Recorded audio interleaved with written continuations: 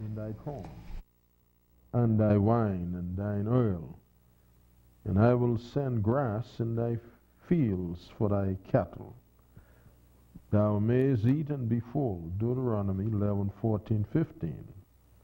Then Deuteronomy 28:12, the Lord shall open unto thee his good treasure, the heaven to give the rain unto thy land in his season, and to bless all the work of thine hand, and thou shalt lend unto many nations, and thou shalt not borrow. And then Deuteronomy 30, verse 9, 28:11. And the Lord thy God will make thee plenteous in every work of thine hand, in the fruit of thy body, and the fruit of thy cattle, and in the fruit of thy land, for good. For the Lord will again rejoice over thee for good, as he rejoiced over thy fathers. And the Lord will make thee plenteous in goods, in the fruit of thy body, in the fruit of thy cattle, and in the fruit of thy ground, in the land which the Lord sware unto thy fathers to give thee. Shall we pray? Heavenly Father, we give you thanks for a new day. We thank you for every member of Parliament in attendance. As our leaders continue the budget debate, we ask that your Holy Spirit rest on each one, giving them wisdom as they conduct the affairs of your people. We pray that every word spoken will bring honor and glory to your name. We thank you for all who played a part in gathering and preparing the data for this budget. May you bless the works of their hands. We pray that your Holy Spirit will continue to guide our leaders into truth and show them things that may not be readily apparent at this time. Increase their understanding of what will be required to restore the financial health of our nation, so that we may have a stable future. In Jesus' name I pray, amen. Praying now the prayer. Our Father, in heaven, hallowed be thy name, thy kingdom come. Thy will be done on earth as it is in heaven. Give us this day our daily bread, and forgive us our trespasses, as we forgive those who trespass against us. Lead us not in temptation. Deliver us from evil, for thine is the kingdom, power, and the glory, forever and ever. Amen.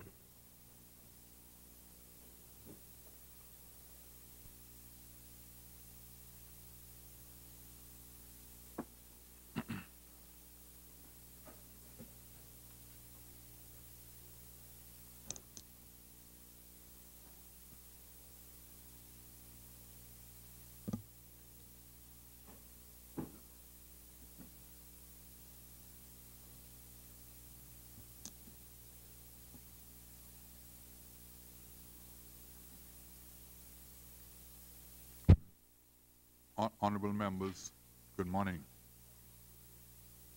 I'm reminded, as a former meteorologist, of an ode to the weather, and it goes like this: whether the weather be cold or whether the weather be hot, whether the weather be fine or whether the weather be not, we must weather the weather, whatever the weather, whether we like it or not.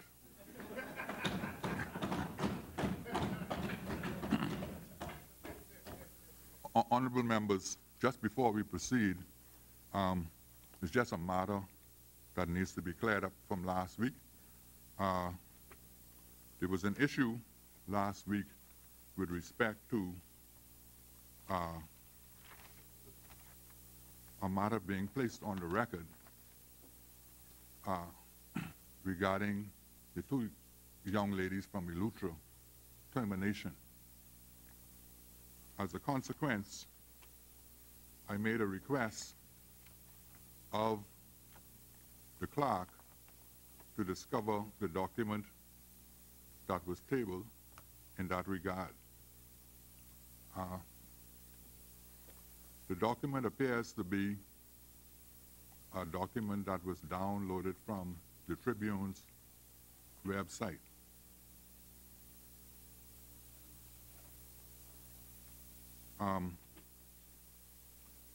When I examine the document, it appears to be a document that is inadmissible as evidence of anything except perhaps evidence of its existence. And so, upon examination, the document appears to be fraught with inconsistencies and contradictions. Now, this document was about two ladies who were terminated in Eleuthera. The document indicates that, and I give some reasons why I say it's inconsistent and it contradicts itself. The women who were fired, the officials gave them, they indicated that the officials gave them no explanation for their termination. That is what the report says. And the report goes on further to say Mr. Diagler insisted that the women were not fired. Hold on, let me just read it. Mr. Diagler insisted the women weren't fired simply because of their politics. And so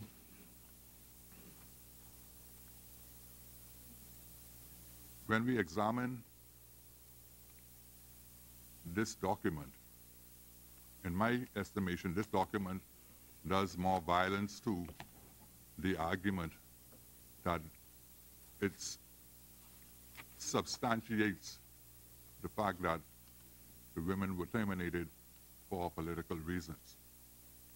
As a consequence, it is the order of the chair that every statement made last week and from the 14th of February be expunged from the record with respect to the termination of the ladies from Eleuthera. And the Parliament is further put on notice that with respect to this particular issue, unless some fresh evidence is produced to substantiate the claim, the chair will not entertain any statement with respect to the termination of those two ladies being for political reasons. When we met on the last occasion, the member for Elizabeth was on the floor, and the chair now recognizes the honorable member for Elizabeth. Thank you, Mr. Speaker. I rise again this morning on behalf of the great people of Elizabeth, many of whom are still trying to get out of their flooded neighborhoods, having suffered significantly from the harsh weather system over the weekend.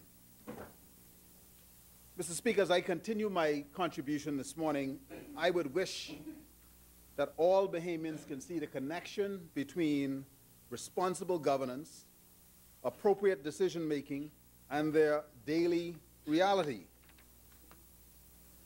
But before I do so, Mr. Speaker, I had the pleasure this weekend to join almost 150 other people, including my son, Nicholas, in the Ride for Hope.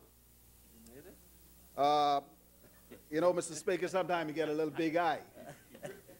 And so the choice was you could ride 100 miles, or 50 miles, or 65 miles. So Nicholas and I decided that when everybody else went north, we were going to go south. So we rode south into Governor's Harbor, came back 15 miles, and then we headed north. What they did not do in preparation for that ride, Mr. Speaker, is to knock down them hills. And when I saw Gregory Town approaching in the distance, I said thank you to the Almighty. Anyway, Mr. Speaker, we rode for 50 miles, and I want to thank the organizers. This is the 11th Ride for Hope, and they contribute mightily, as do a number of the other non-governmental organizations, to health-related charities. So, Mr. Speaker, I'm just going to recap very briefly. For the 2017-2018 fiscal period, my ministry received 11.5% of the national budget, and that works out to about $307.5 million. Of that, $48.7 million went to the Ministry of Health, $5 million for the Department of Public Health, $215.8 million for the Public Hospital Authority, and $40 million for the National Health Insurance Agency. Now, Mr. Speaker, I spent quite a bit of time discussing my concerns that the Department of Public Health was allocated only 1.6% of the overall health budget to operate and deliver services in 92 community clinics across the archipelago. Now, Mr. Speaker, imagine $5 million spread over just under 100 clinics. And that works out to about $54,000 per clinic. Think about that. Elizabeth Estates, Fleming Street, Sims, Long Island would get barely $1,000 a week to maintain their generators, to buy dressings, surgical supplies, copiers, pens, maintain their automobiles, etc. This is absolutely an untenable situation. I identified 8 areas, and I'm going to stay on those 8 areas, the first of which is the fiscal health, efficiency, and sustainability of health. But let me state from the outset that governments are elected from the people, by the people, to run the affairs of a country for the people. And by sound and prudent fiscal management and visionary progressive policies, competent governments inspire hope. By the grace of God, the Bahamas has come a mighty long way. And thus we have learned to have faith that He will never let us down. You see, Mr. Speaker, hope is important. Hope sustains. But Bahamians for years have been losing hope. We are a nation reeling in debt, struggling with crime, and facing serious challenges with our health care, with immigration, and the economy. So our people, the Bahamian people, they need hope. And so while we may all hope for a better day, and hope that there are no hurricanes, or hope that there are no shootings today, hope is not an effective fiscal strategy. Hope is not an effective fiscal strategy. So even as the psalmist says that I shall lift mine eyes unto the hills from whence cometh my help. My help cometh from the Lord. We may have faith and hope in that belief, and that is the hope that sustains many of our people. But even armed with that faith and that hope, James 2:14 says that faith without works is dead. It goes on to say that if a brother or sister is naked and destitute of daily food, and one of you says to them, depart in peace, be warmed and filled, but you do not give them the things which are needed for the body, what does it profit? Thus also faith by itself, if it does not have works, is dead. That's what the Bible says, Mr. Speaker. And so the faith of our people, which leads to the trust of our people in those who are chosen to lead, if it is betrayed by the government, can dash hope on the rocks. And this administration, if it does nothing else, has to work tirelessly lovingly, honestly, transparently to restore hope.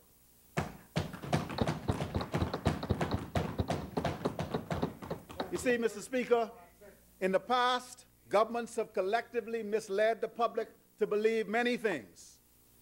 We have led the public to believe that health care is free and that we will be able to provide free services to all for nothing. And we said it with the illusion that we were trying to maintain hope. We have promised doctors and nurses on every island, close to every settlement. And then we promised operating rooms, ambulances, laboratories, even as we struggle to get basic services right. That is not hope, Mr. Speaker. That is a lie. We have suggested that in a $2 billion budget that allocates $5 million to public health, not the $17 million that was requested, that this would suffice. And then we doubled down on the view by promising national health insurance, telling the public that it was free, supposedly to give them hope. And then we spent millions of dollars and committed millions of dollars more, $80 million in health to be precise, on projects throughout the family of islands that we could never finance. And we knew we could never finance it, all in the name of hope. We suggested that all people throughout the Bahamas were equal, even as the numbers, the evidence, did not support that premise. And that's the most unkindest cut, Mr. Speaker. When the legislative and executive arm of government makes promises that they cannot, that they will not keep, it doesn't create hope. It destroys trust. So we are obliged to have an honest conversation with the Bahamian people. In the lead up to the general election in 2017, there was a wonderful affair in Palmetto Point, Eleuthera. A motorcade, I am told. Great fanfare to announce the new mini hospital on land whom I am advised was purchased from a prominent supporter on the side opposite, even when Crown land is available in abundance. Now imagine that that land, which is now just a hole, costs $1 million or $2 million or $3 million. We still don't know how much it costs. The land works, the architectural fees, and other charges, another $2 million. When right down the street, Mr. Speaker, in Governor's Harbor, there's a clinic badly in need of repair. You got spalling masonry, the exterior, all the paint is flaking. There's only one vehicle in the yard for the use of the doctors and the nurses. God bless you, Sister Cooper. Now what the people have is a big hole in the ground. I was in that hole on Friday, Mr. Speaker. Right down the street, there's a government-owned building called Workers' House. You go there, you'll see it today. It's occupied only by the Royal Bahamas Police Force, Central Eleuthera branch. Had we chosen to renovate this huge structure, the money spent on that hole would have created the clinic facility needed for the people of Central and South Eleuthera, Mr. Speaker. If we are to deliver the services that are required across 3 major hospitals, 2 mini hospitals, and I'm looking at Exuma, and 92 clinics, if we are to provide competent doctors and caring nurses, medications, diagnostic tests, we should tell the people exactly what we're able to do and exactly what it's going to cost. You see, Mr. Speaker, restoring hope is going to mean eliminating waste, restoring work ethic and service, getting people to give to the health system what they are paid to give, to get not just most of the doctors, but all of the doctors to show up for work, to care as well for the public patients as they do for the private patients. But we must also be honest and fair about what the system can do, about what it can afford. Great disappointment arises when people have expectations which are not met. And their perception is that funds which ought to go to health care and other services are diverted for other reasons. The truth is, Mr. Speaker, that we have an underfunded health care system. And moving forward, we will have to reduce or eliminate the gap between what is promised to the people and what is delivered for the people. This is the principle of fiscal responsibility that the member for East Grand Bahama continues to pound into us every day. And it is a principle to which I adhere. So yes, Honorable Member for Engliston, I understand the challenge before me. And by the grace of God, we will set this right. No smoke and mirrors, just hard work, collective sacrifice, and honest, transparent decision-making. There's a limited pot, no matter what any smooth-talking politician from either side says. And that pot can only be shared but so far. So either we improve the funding or reduce the services after we aggressively root out all the waste and corruption that threatens the value for our people. So yes, we must find ways to improve revenue. Let me give you some examples, Mr. Speaker. An intensive care unit bed at Doctors Hospital is charged out at $2,350 per night. $2,350 per night. There's some profit there, but most of that charge is related to costs. The same bed in a more modern intensive care unit at Princess Margaret Hospital is charged at $100 a night. $2,350, $100. Step-down beds at Doctors Hospital are billed at $1,050 per day. We took our step-down beds and made offices out of them. Floor beds are billed at $760 per day at Doctors Hospital. By comparison, we charge between $20 a day and $60 a day at the Princess Margaret Hospital. $765 versus $20. A neonatal intensive care unit bed, where the care can be more complicated, more demanding than even in the ICU. How much do we charge, Mr. Speaker? $40 a day. These charges apply even to private insured patients, NIB patients, motor vehicle accident victims. So we have not historically benefited from the insurance coverage of the 35 or 40% of people, even when we, the people, or the government of the Bahamas, pays as much as anywhere between $65 and $80 million per year, paying for the insurance premiums through Colina or through the National Insurance Board. Today, the current fees for x-rays and CAT scans at PMH are 56% below what it cost us to provide it to public patients and 11% below cost for private patients. Orthopedic services, anywhere between 46% or 70% below what it costs to deliver the service, to put on a cast. We charge 46 to 70% less than what it cost us to provide those services.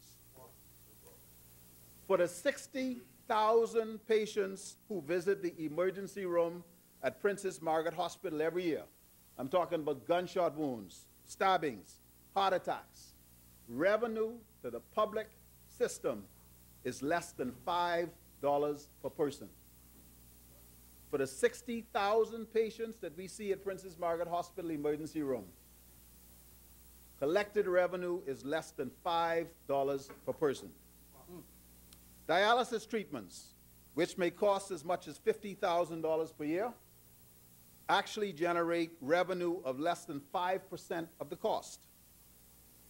Yet the service is provided. Now, patients are billed $275 per treatment. They get 13 treatments per month, 12 months per year. In the private sector, that's about $350 per treatment.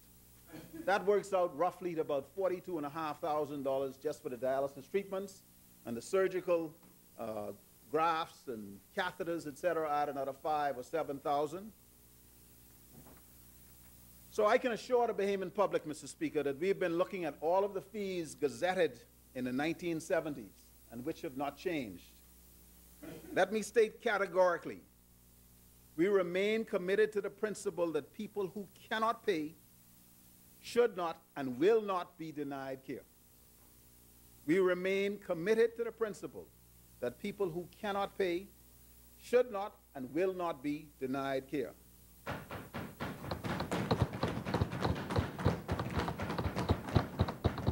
But at the end of the day, our system allows for cost shifting that relies on a social paradigm where private patients fund public care when added to the contribution of the consolidated fund.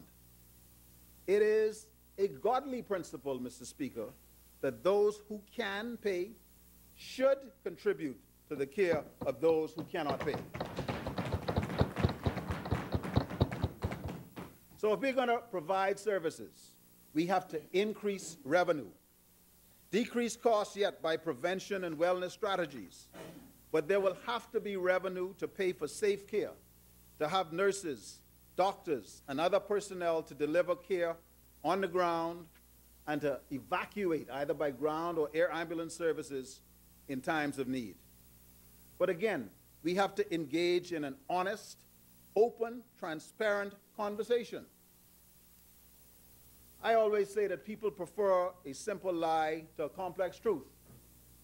So let me address the relationship of private medicine and specifically the role of Physicians Alliance Limited to the Princess Margaret Hospital or the Public Hospital Authority. This matter was raised by the side opposite. It is true, I used to be a director and a shareholder of Physicians Alliance Limited, as was the member for Kalani, the Honorable Prime Minister. Both of us divested our shares more than 6 to 7 years ago. When I ran in the by-election for Elizabeth the first time, I was required to divest myself of the shares. Physicians Alliance Limited is an example of a public-private partnership that has benefited the people of the Bahamas mightily.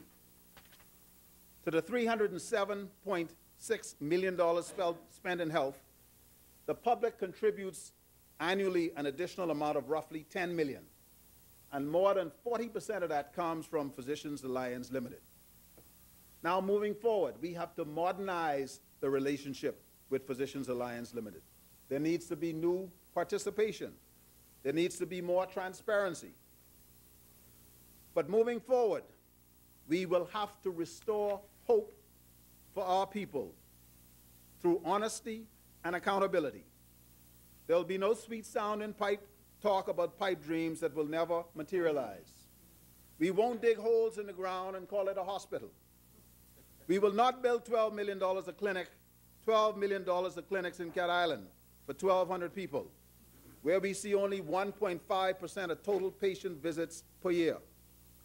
When the data, the evidence, cannot justify spending $10,000 per person to create oversized clinics that will see on average less than 6 or 7 patients total per day.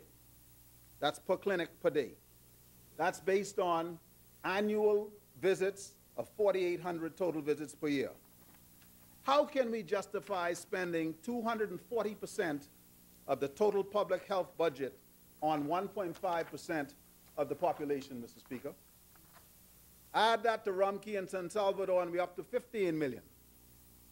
It will cost less than $15 million to renovate accident emergency and Elizabeth Estates.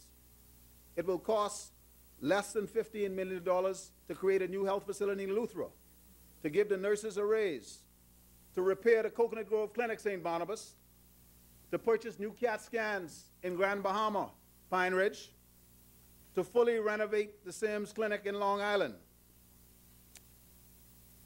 You know, it would allow us to give more than $50,000 per year to clinics that are seeing many thousands of patients, Mr. Speaker.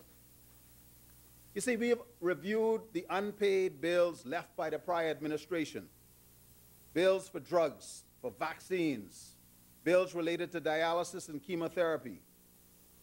Initially, $1.8 million was provided by the Ministry of Finance to address the outstanding obligations.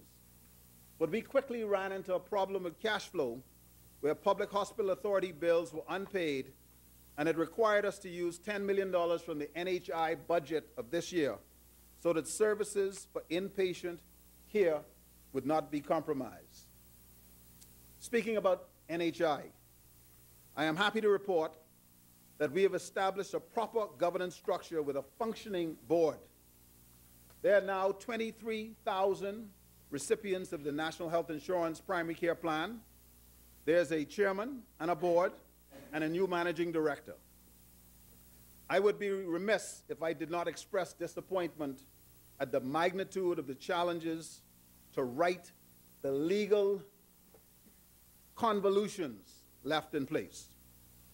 But we are well on our way to making recommendations for a product intended to deal with catastrophic health challenges, funded by a direct charge to the public, which will be presented to the Cabinet of the Bahamas. We shall also be making recommendations to tax the poisons that are wreaking havoc on the health of so many Bahamians. Poisons like sugar, grease, and processed foods. I am looking forward to presenting in the very short term a plan for the delivery of a sustainable healthcare system through NHI. As it has now right-sized its operations and has engaged the necessary skill sets to develop an affordable approach for health financing, let us see what they will offer. I turn now to the Public Hospital Authority. The PHA manages the institutions of Sandilands, the RAND, Princess Margaret Hospital, Supplies Management Agency, and Materials Management. PHA gets about 71% of the total health budget. As at this midpoint period, Mr. Speaker, the PHA has incurred expenses amounting to $126.8 million. These expenses exceeded available funding released from the Ministry of Finance by $19.8 million, which is a shortfall of 18%. With respect to revenue collection for the first 6 months, the PHA has collected $5.8 million, which is 11% increase over last year, but 13% below what we projected.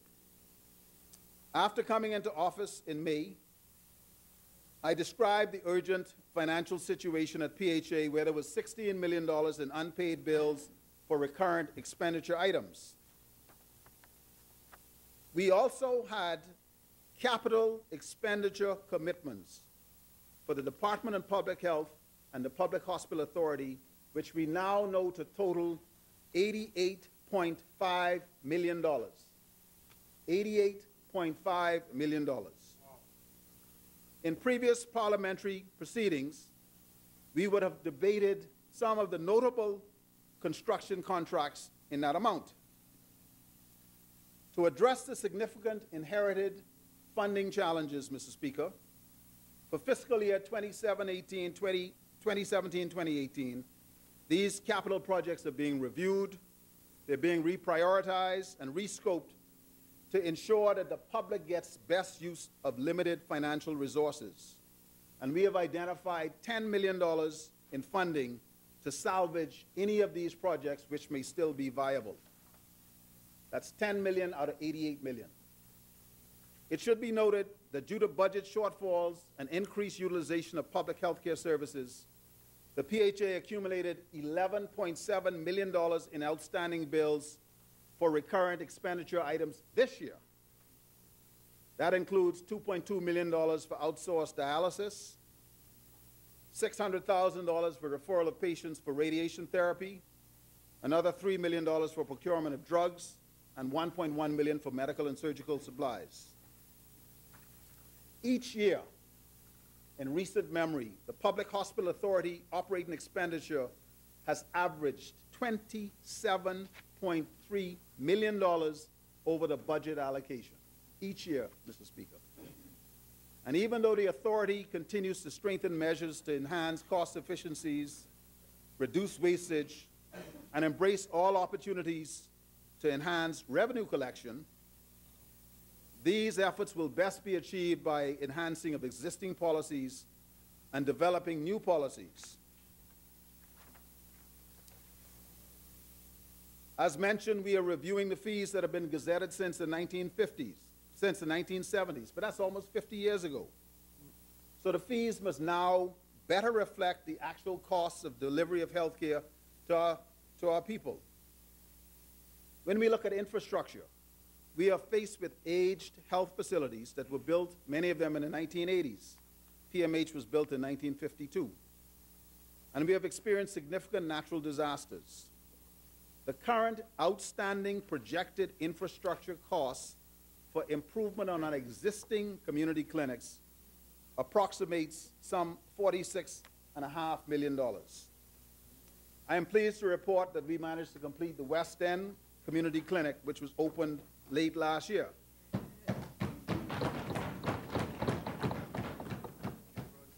Mr. Speaker, we came into office with the side opposite having promised the world in terms of repairs and refurbishment of healthcare facilities throughout the archipelago. We are unable to fund the proposed infrastructure improvements as there was no money, and hence we have had to put many of them on hold. There are some success stories, however. By mid-April, the Corey Newbold ward at the Princess Margaret Hospital will be reopened following a complete renovation program to this 40-bed ward. And this we anticipate will reduce the protracted waiting times for admissions and theater services. Furthermore, plans are underway for the redevelopment of the entire east block of Princess Margaret Hospital. In that project, we will upgrade the eye ward, maternity ward, children's ward, and male surgical ward. The consolidation, renovation, and upgrade of all private services to one area of the hospital is also planned with a view to improving opportunities for revenue generation for the PHA. I am also pleased to report that we have initiated an emergency and urgent care services project. And the overall goal of this important project is to improve my ministry's response to the critical needs of residents in New Providence for emergency and urgent care. This multifaceted project will, on the one end, address non-life-threatening urgent care in Elizabeth Estates and in South Beach, and on the other end, focus on accident emergency at PMH to ensure that true emergency are better accommodated. The renovation and upgrading of A&E at PMH is specifically targeted with emphasis on how do we decant or move ongoing services in order to minimize interruption to essential services. It is anticipated that the phased renovation will span 12 to 14 months, and I will provide the associated cost for this project when I present my budget communication for 2018-2019. At the Rand Memorial Hospital, funds have been identified to execute the upgrading and expansion of much-needed clinical space. This will be achieved following the relocation of the kitchen and the cafeteria, and even though that project had stalled, I'm happy to say that it has been restarted. At SRC, renovation of the now vacant child and adolescent ward to establish a new forensic psychiatry service is expected to meet the current and immediate future needs of this high-risk population. Now, Mr. Speaker, I have mentioned the challenge that we have with nurses. I have said that we spend as much as 2/3 of the health budget on personal emoluments. And for the Ministry of Health and Department of Public Health, this totals $44.5 million. At PHA, this totals $161 million. And in PHA's case, that represents 75% of the total budget. But there's a critical shortage of nurses in the public health sector, Mr. Speaker. As I said when I started my presentation on Thursday, Recent data indicates that the Bahamas is in dire need of 528 registered nurses and 140 trained clinical nurses. Even though we spend over $1 million annually for the training of nurses and employ some 25 to 50 nurses per year, attrition due to death, retirement, and migration outstrips our efforts by 2 to 1. And our greatest loss is in critical care and other specialty areas. So we have sought to find out why it is that nurses are leaving. And the reasons include a complaint of gross disparity in treatment, recognition, and benefits between nurses and some other members of the health team. Nurses claim that the work environment is non-conducive to safety and mental well-being. They describe outdated career paths, low salaries, infrequent opportunities to participate in postgraduate or basic training programs.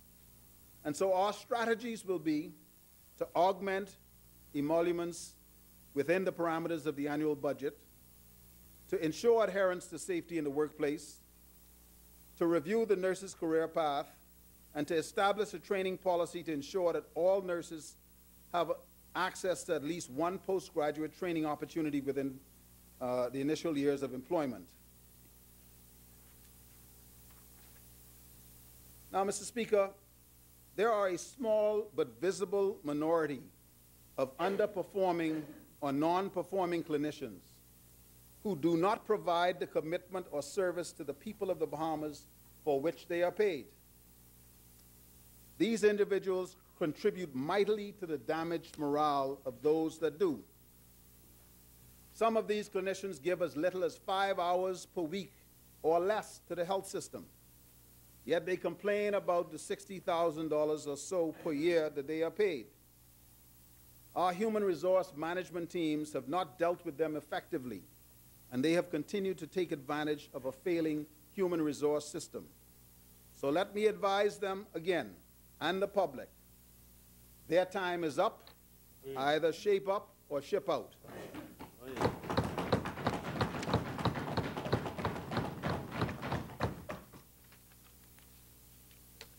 Mr. Speaker,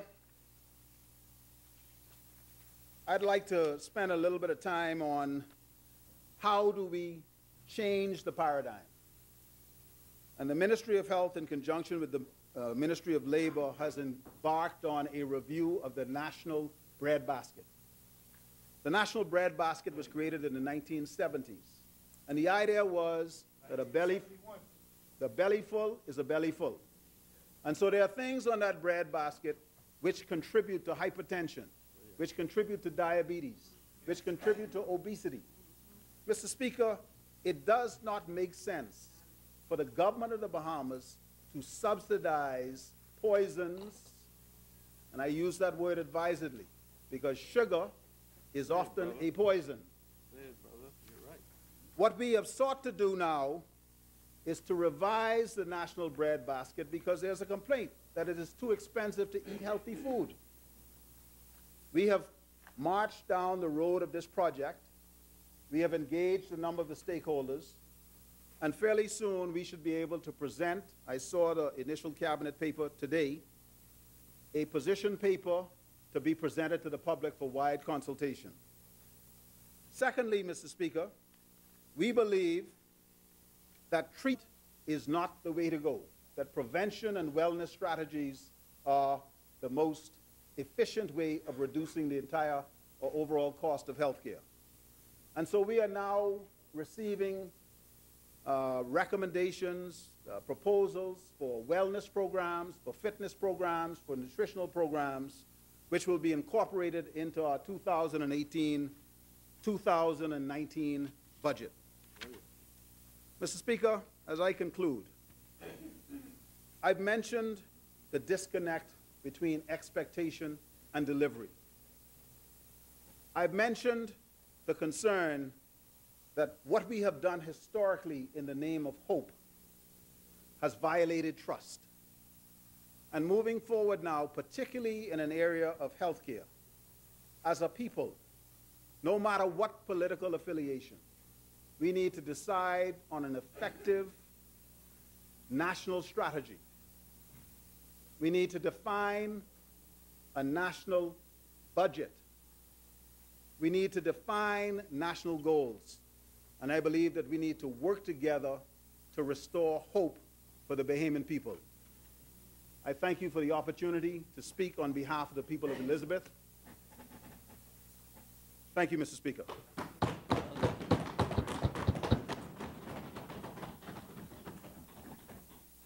As many, the chair recognizes the honourable member for Angleston. Thank you, Mr. Speaker. Mr. Speaker, I am privileged to rise once again on behalf of the good people of Angleston, who, despite all odds as manifested in the last general election results, sent a member of the Progressive Liberal Party to be their voice in this House. And Mr. Speaker, I have vowed to be faithful to the principles of this great party, the Progressive Liberal Party, to advocate fearlessly and uncompromisingly and fight for the interests and the advancement of the Bahamian people, such that we realize as a people the true and immense potential that is vested in us, and in particular our children, whether they live in Lovely Bay, Acklands, or True Blue, Crooked Island, or Roses, Long Island, or Pleasant Bay, Andros, or the Forest, Exuma, or Spanish Wells, Eleuthera, or on Podolio Street in Angleston. My presence here, Mr. Speaker, is not to make friends, although I trust there will be a spirit of mutual respect in our respective endeavors.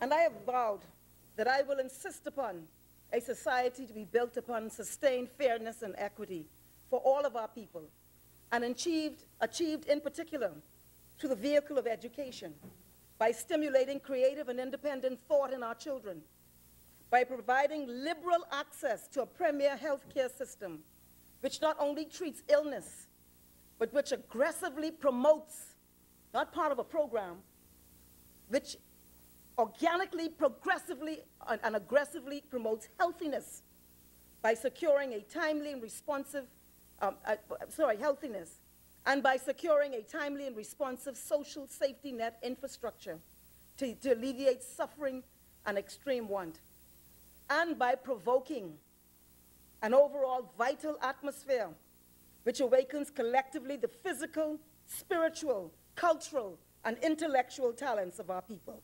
That's what I'm interested in, Mr. Speaker. This is my commitment. This is my desire. It is why I stepped up for political life. I am not interested, Mr. Speaker, in sitting in this House all day and calling someone thief, or in pointing cheap political fingers at the next side, while at the same time fundamental needs are being neglected throughout our country. And unfortunately, our country stagnates. You see, Mr. Speaker, this is the dilemma we currently face in this Bahamas. This great country of so much promise is stuck in a quagmire of rancid political rhetoric. We heard it just now from Elizabeth. Stuck in a singular preoccupation when we face a myriad of challenges which are unchecked, and all of which are lowering the morale of the Bahamian people and endangering our progress. This is real talk, Mr. Speaker. I don't care how much we love ourselves in here. Mr. Speaker, the people of Angleston, and indeed the Bahamian people, are really not too much interested in the politicking. A lot of people are out of work and are catching almighty hell, trying to survive from one day to the next. I know it firsthand. I see it every day, one after the other, after the other, after the other in this country. It has not helped that this government itself put hundreds and hundreds and hundreds of people on the unemployment line since they took office. They have provided some alleged rationale for these terminations. But in what is now becoming a sordid track record, we must now take everything this government says with a grain of salt. We do know, however, that the process of choosing who will be terminated across the public service does not appear to be based upon any transparent or declared criteria. We don't know how you're deciding who ain't gonna work. Questions must be raised about the firing of the employee of 15 years at BAIC with apparent known affiliation to the Progressive Liberal Party, which is his constitutional right. and who worked harmoniously and professionally under administration after administration, PLP and FNM, but under this particular administration, has been deprived of his right to earn an income and care for his family. Again, and I heard the ruling of the Speaker, but the reason is becoming clear why the two young Bahamian women who served with distinction and with a high degree of professionalism with the Airport Authority as managers at airports in Eleuthera, also with ties to the Progressive Liberal Party, which is their fundamental right, and their freedom as Bahamians, fought hard for, Daniel Gibson and Holly Pierce Barrett. And we saw that they were unceremoniously sent home. And we look at the newspaper article, and the article speaks about the minister stating the unwise option of these persons identifying themselves with the opposition political party. And then giving a rationale of why they were terminated because of their performance, and it was the board's decision, not the minister's, but the chairman of the board saying, well, he don't know nothing about that. So he left to wonder. We can connect the dots, Mr. Speaker. Connect the dots, Mr. Speaker. The Bahamian people are intelligent. And this pattern is very disturbing. And we are left to be gravely concerned about what criteria is being applied in the brute application of state power to deprive citizens of a livelihood. This is a disturbing phenomenon, Mr. Speaker. Is there anything of interest in the political antecedents of these, Mr. Speaker, the government is claiming it is firing Bahamians in what they call the public good. The Minister of Finance made the case. But at the same time, they're hiring. Is that in the public good too? Is there anything of interest in the political antecedents of those persons who are now becoming gainfully employed? Members opposite who criticized the former administration for engaging the consultancy services of Subaltern Bethel in the office of the Prime Minister because of his advanced years. We heard it over and over and over. But now explain how this principal position, must now explain how this principal position coexists with their hiring since May of 2017.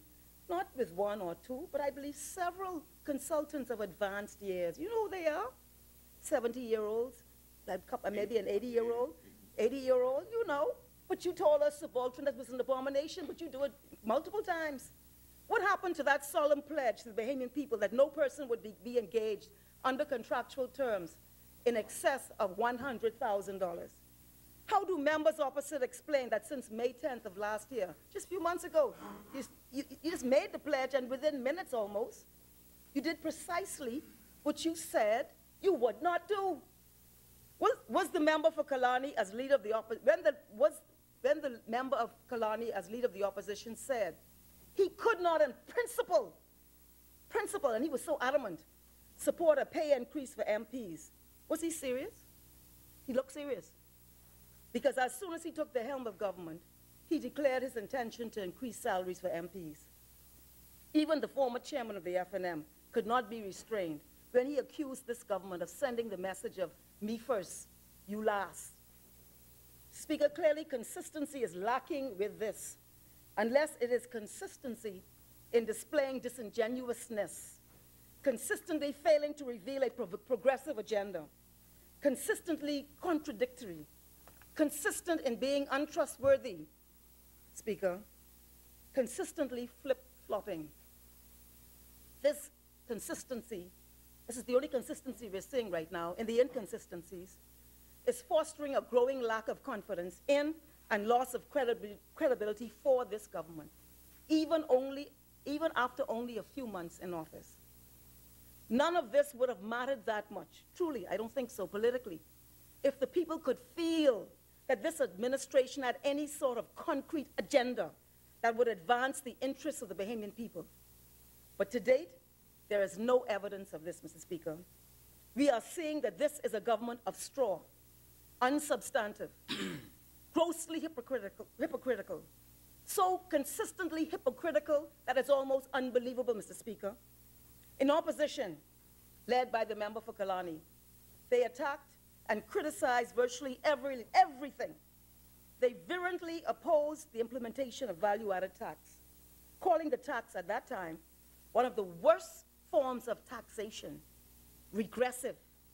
Yet, just a few months later, when they became government, the same objector, using those same words, the member for East End, lavishly commended VAT as being, in my words, wonderful. In opposition, they said that VAT revenue had been misappropriated or was not accounted for. The now MP for Freetown said at one of their rallies that we thiefed the VAT money. But now they're saying they never said that we actually thiefed the VAT money. But here we are today. You have it? Good, you have it. But these, you know, you remember, you had the hat turned backwards. But here they are today. Here they are today, pointing to VAT as a continuing primary source of revenue to the state, all of which is duly accounted for, as would be expected in a modern state, and not the banana republic they were suggesting. We can never forget, Mr. Speaker, the vigorous undermining of the very sensitive negotiations surrounding Bahama, the multi-billion-dollar project that is clearly so important to the economy of the Bahamas, and where so much was at stake, so sensitive, which was then embroiled in legal wrangling internationally with pending bankruptcy proceedings. Never mind that a few of the ardent vocalists had apparent conflicts of interest in the matter. But those opposite are telling the world that now everything is okay. What a photo moment to see the member for Kalani smiling from ear to ear, ringing that bell at the SLS opening at Bahama. The member for Freetown himself could not be more pleased with Bahama these days. True. What a difference a day makes. One can only listen in stunned silence at the Prime Minister in one of his famous national addresses where he declared that the, quote, and I quote, the success of Bahama is the Bahamas' success. We will do all we can to aid them in attaining this success. So was it the Bahamas', our country, not the PLP or FNM, was it the Bahamas' success when he was in opposition and did all he could to undermine and derail that sensitive process of trying to rescue that transaction, Mr. Speaker?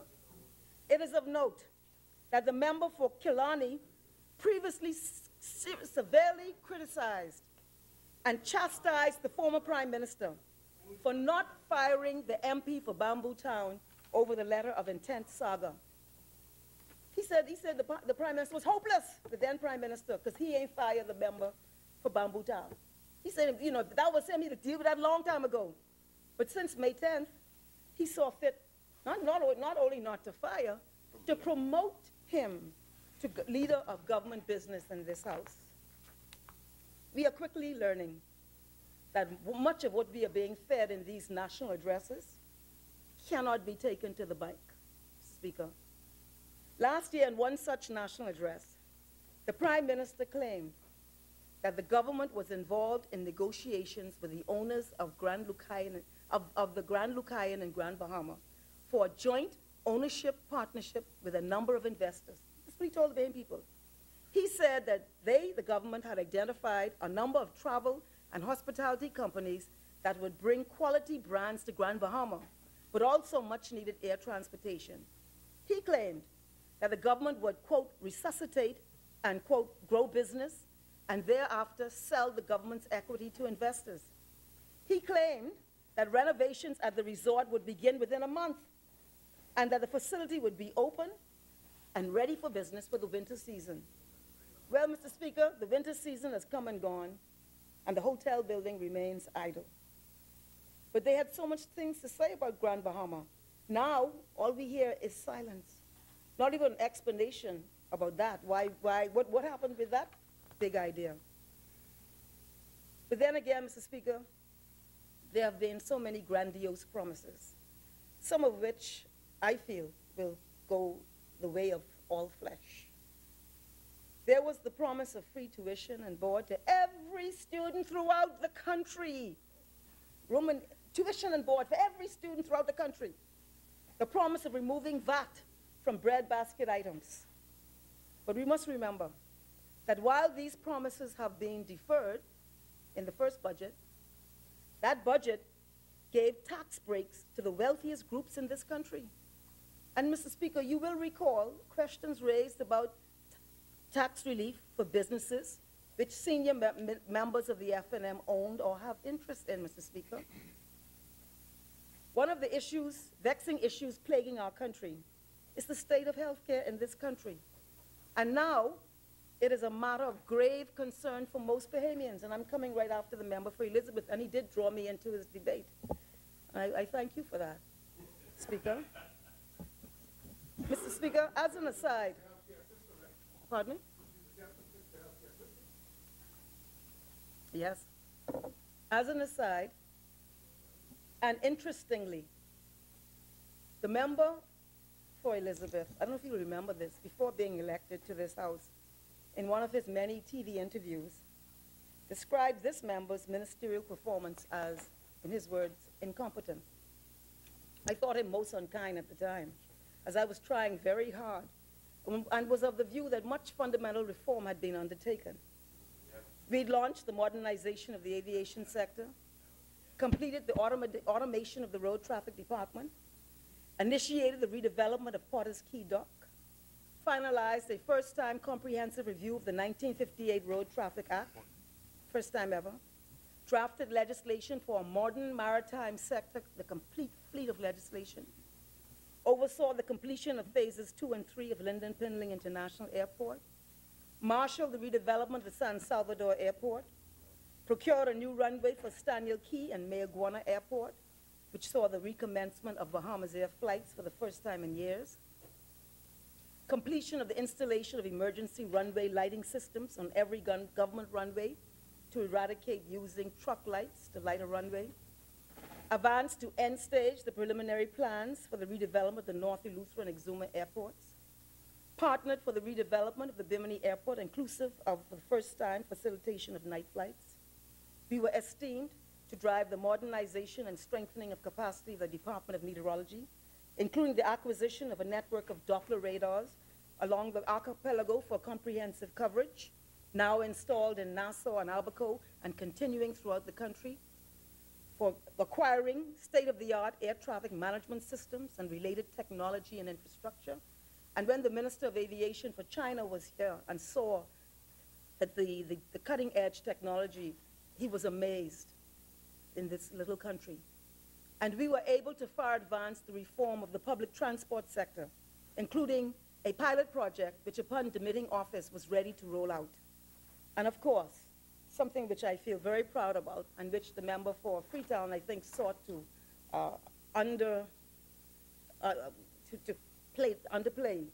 was the signing of the declaration of intent for the management and control of our sovereign airspace with the United States of America.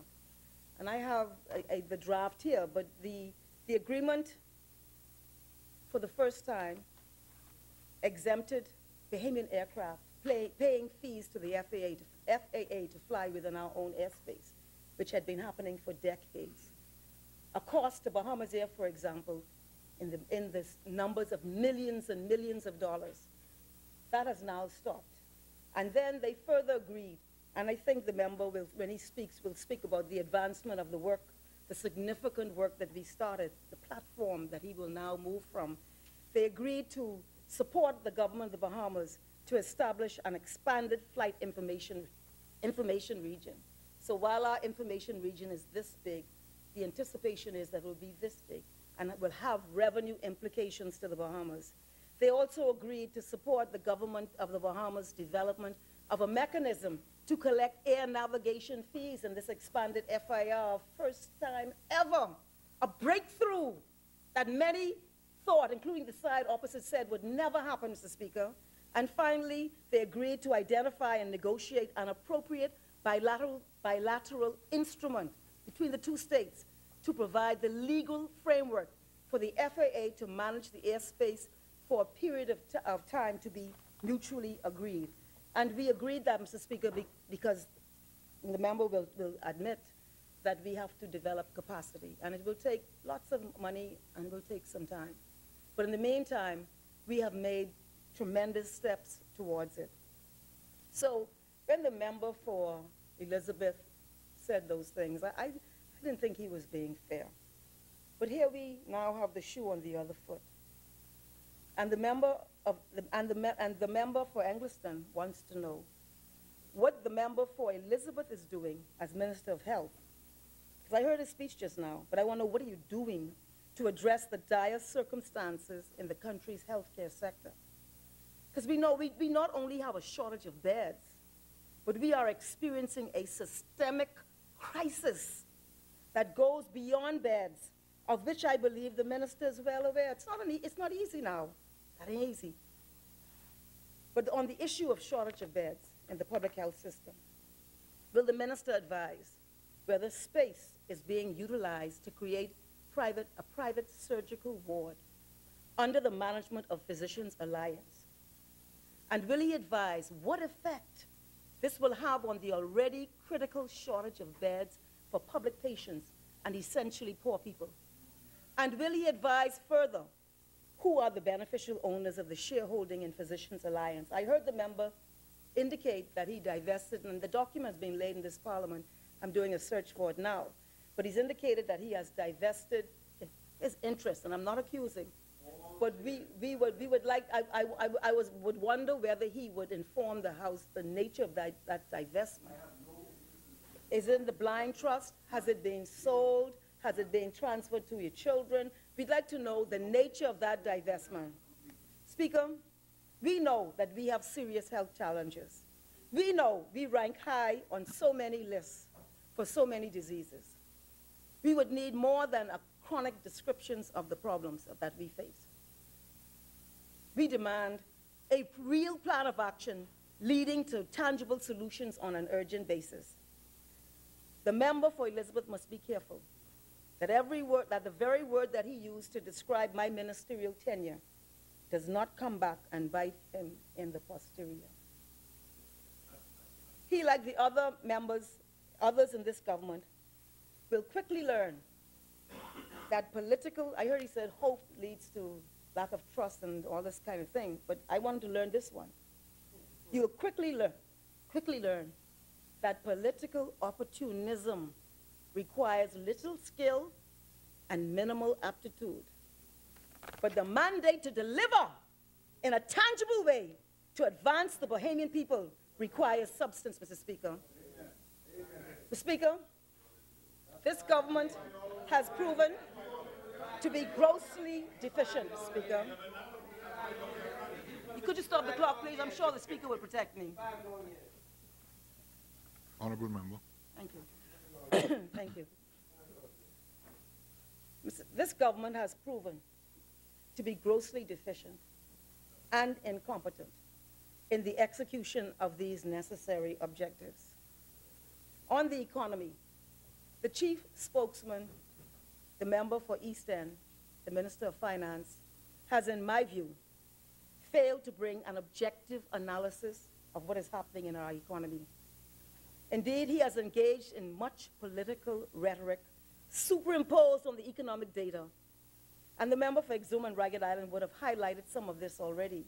But if you read the communication that he gave here, the many insults, I think at one point he called the opposition idle and indolent. What does that have to do with what's happening in our economy? Why is the Minister of Finance so interested in making political statements? And Mr. Speaker, I was interested to see the Central Bank quarterly report of September of 2017, where, this would have been a few months ago, where they were looking at the Moody's sovereign peer group comparison, and they make an interesting observation.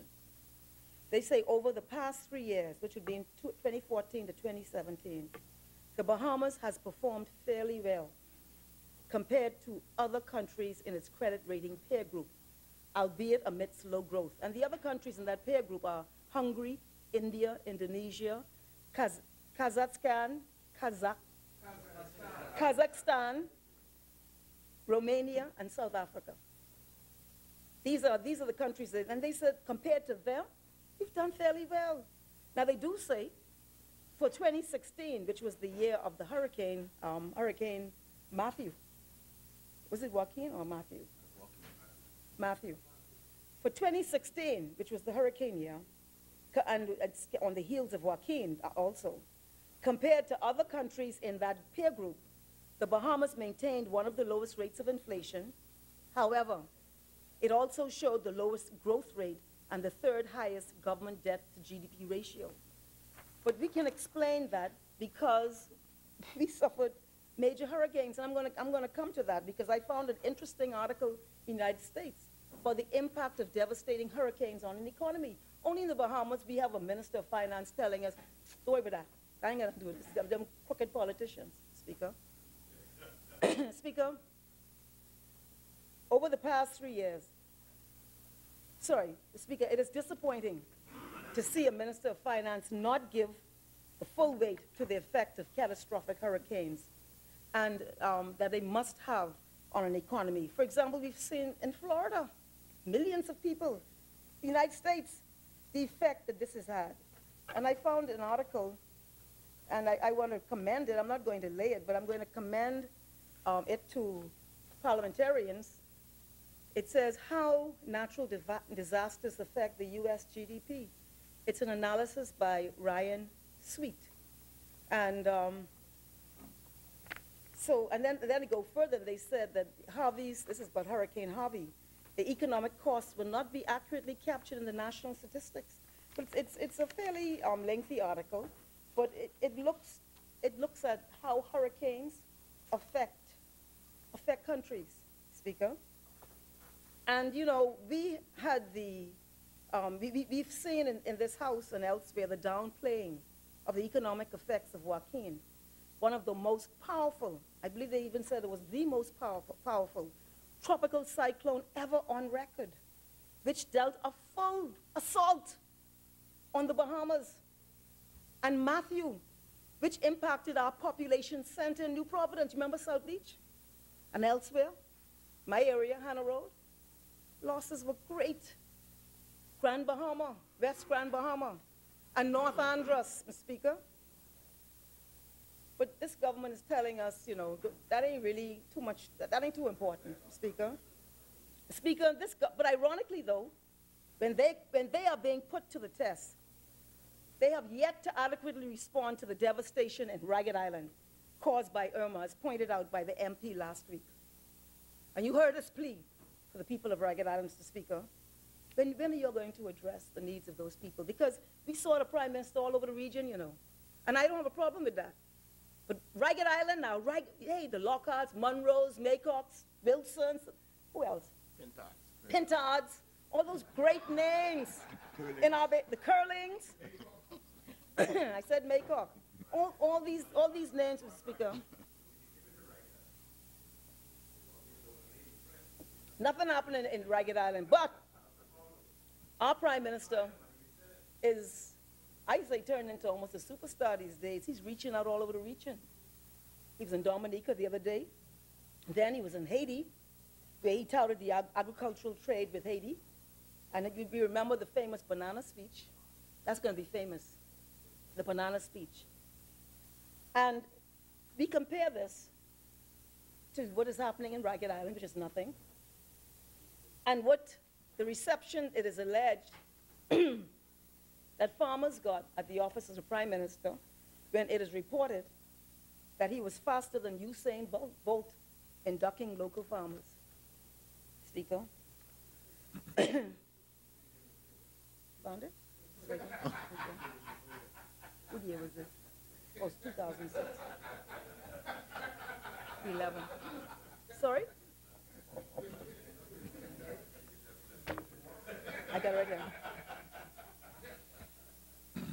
I see a document that was laid by the then Minister of Health, and I'm going to need time to study it again, because actually it was at my instance that it was laid. Physicians Alliance Management, 99 to 2006. This is the management report. This was laid in 2011. This is what the minister, who's now the Prime Minister, laid in 2011. Speaker. Speaker, when you consider the stances taken in opposition, by this now government. It is interesting that all of the revenue gains proudly touted by the Minister of Finance emanate from implementations, bold implementations by the former administration, none of which he nor his colleagues in opposition supported whilst in opposition. Namely, gaming. You were not here. Did not support. Gaming. VAT. Go to the gangster. And the newly, it's been touted. Were you here when the Minister of Finance spoke? The Minister of Finance spoke about 3 interventions which were revenue earners that he highlighted. They came from gaming, they came from VAT, and the third was the newly reformed Road Traffic Department automation, Speaker. It seems, however, Mr. Speaker, that there is some contradiction on the performance of VAT revenue. And I think the member for Ragged Island raised this issue, and we would like some clarity, because I saw a newspaper article which suggests that the VAT receipts are in fact underperforming. You know, I know that he touted it, but he apparently gave a sidebar at a conference, and he indicated that, and if you look at the language, it sort of supports my concern about the approach of the Minister of Finance, because, you know, he speaks about that VAT is a substantial portion of the overall revenue government now collects. And he said, as you know, the cost of governing has increased significantly over the last couple of years. Until you're able to get that under control, unfortunately, we need that additional revenue. So he's making a little political point there subtly. And then he goes on, he's explaining now, this VAT is down from the year prior, but he's explaining it by saying the economy has been sluggish for the last couple of years. Well, how does that explain that VAT receipts the year before were higher? And then he says, we have a number of circumstances we're dealing with in terms of clarifying the applicability of VAT in certain industries. It goes varying places to describe what he describes as VAT not meeting the expected mark in collections. And he says that he explained that the lag was due to a sluggish economy and several other factors, but he was unable to reveal this. So in that interview, there's a suggestion that even though VAT is being pointed to as one of the revenue generators, VAT, gaming, and the Road Traffic Department, that it is in fact, if this is correct, what the minister communicated to the media, that it is underperforming. And he gave a number of reasons which, with the greatest respect, do not appear logical to me. And I am wondering whether the real reason for this underperformance is that the unit established to focus on VAT collection under the prior administration was dismantled, and that trained personnel was sent home. And the reason I raised that, I want to know whether this termination exercise, non-transparent termination exercise, has had a fundamental effect on the revenue collection to the state in this country. So, Mr. Speaker, it is inconsistencies such as I have highlighted, and the consistent flip-flopping, the constant backtracking, the inelegant moonwalking, the varied and multiple hypocritical stances that the word fraudulent is now creeping into our national dialogue. Nowhere has that word resonated more or become so rooted as in the last several days, when the country witnessed an alarming display for which there is yet to be an explanation in what is becoming known as the Oban debacle. We hear from them, we hear from our government yet. We have learned that the foreign investors touted to invest in our Bahama land are of dubious character. And I already spoke to that, and others have. We ain't going through that no more. We accept they got dubious character. You all bring investors of dubious character. The face of the investment, someone whose role has been shifting before our eyes and has more lately, well, when I wrote this last night, he was more lately described as an ambassador. But I see in the papers today, he's being called again a non-executive chairman. So we got a ping pong over who this man is. But whoever he is, We know that he has a conviction of fraud. He is being barred by the SEC from engaging in a multiplicity of activities. But we bring him here to invest in our country, Mr. Speaker.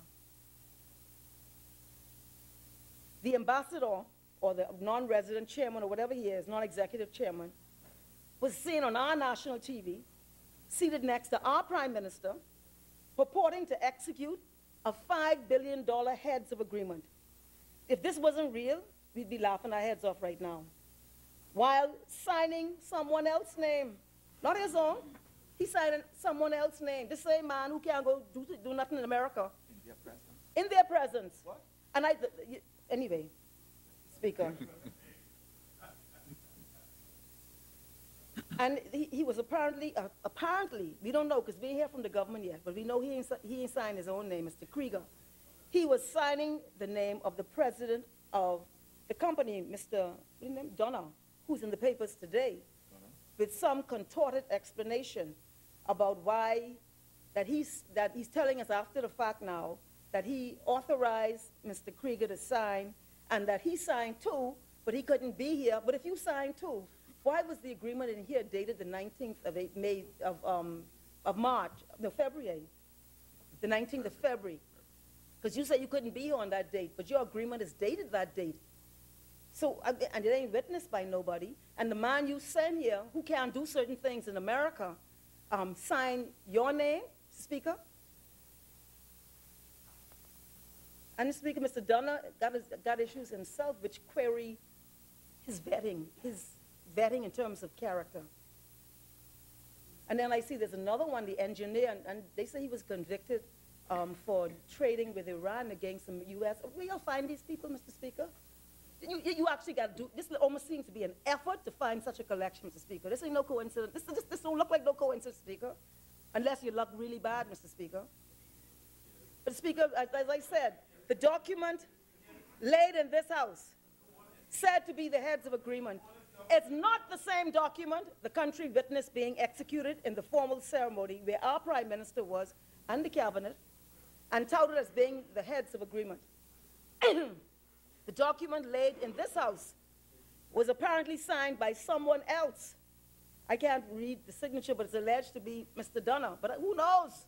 Who knows who signed it? It's like a script. I don't know who signed that, Mr. Speaker. But if the government says Mr. Donner signed that, I got to accept that, Mr. Speaker. But that in itself raises questions. Because I'm asking, Mr. Speaker, has this House been misled, Mr. Speaker? And if it has, it's a serious thing. Was the country purposely misled, Mr. Speaker? Why have there been no answers to date for the questions and concerns the Bahamian people have about this matter? Where is the mandated accountability to this Parliament, Mr. Speaker? And while the government is silent, can't hear a word. This foreign company released what was clearly a sponsored public relations piece in the daily newspapers, which I found offensive, Mr. Speaker. And in fact, I abandoned reading that piece after only the first paragraph.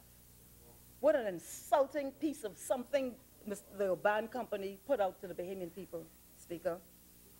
We do not want the principals of this company to believe that the Bahamian people are stupid, even if they may feel they hoodwinked this government. Don't judge us by that, Mr. Speaker. In light of the bizarre happenings surrounding this Oban deal, and I say bizarre, we need to know if Bahamians are associated with this company. And if so, who are they?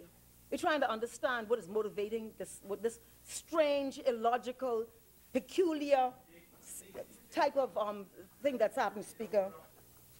Speaker, because it is not just the suspicious circumstances surrounding the deal, not just the cornucopia of criminals associated with the deal, but of even greater concern is the substance of this deal. The substance, Mr. Speaker, cornucopia of crooks, Speaker. First, we note that the best commission was surreptitiously removed from the portfolio of the Minister of Environment. And I say surreptitiously because it was the media who I want to commend because they on their game, man.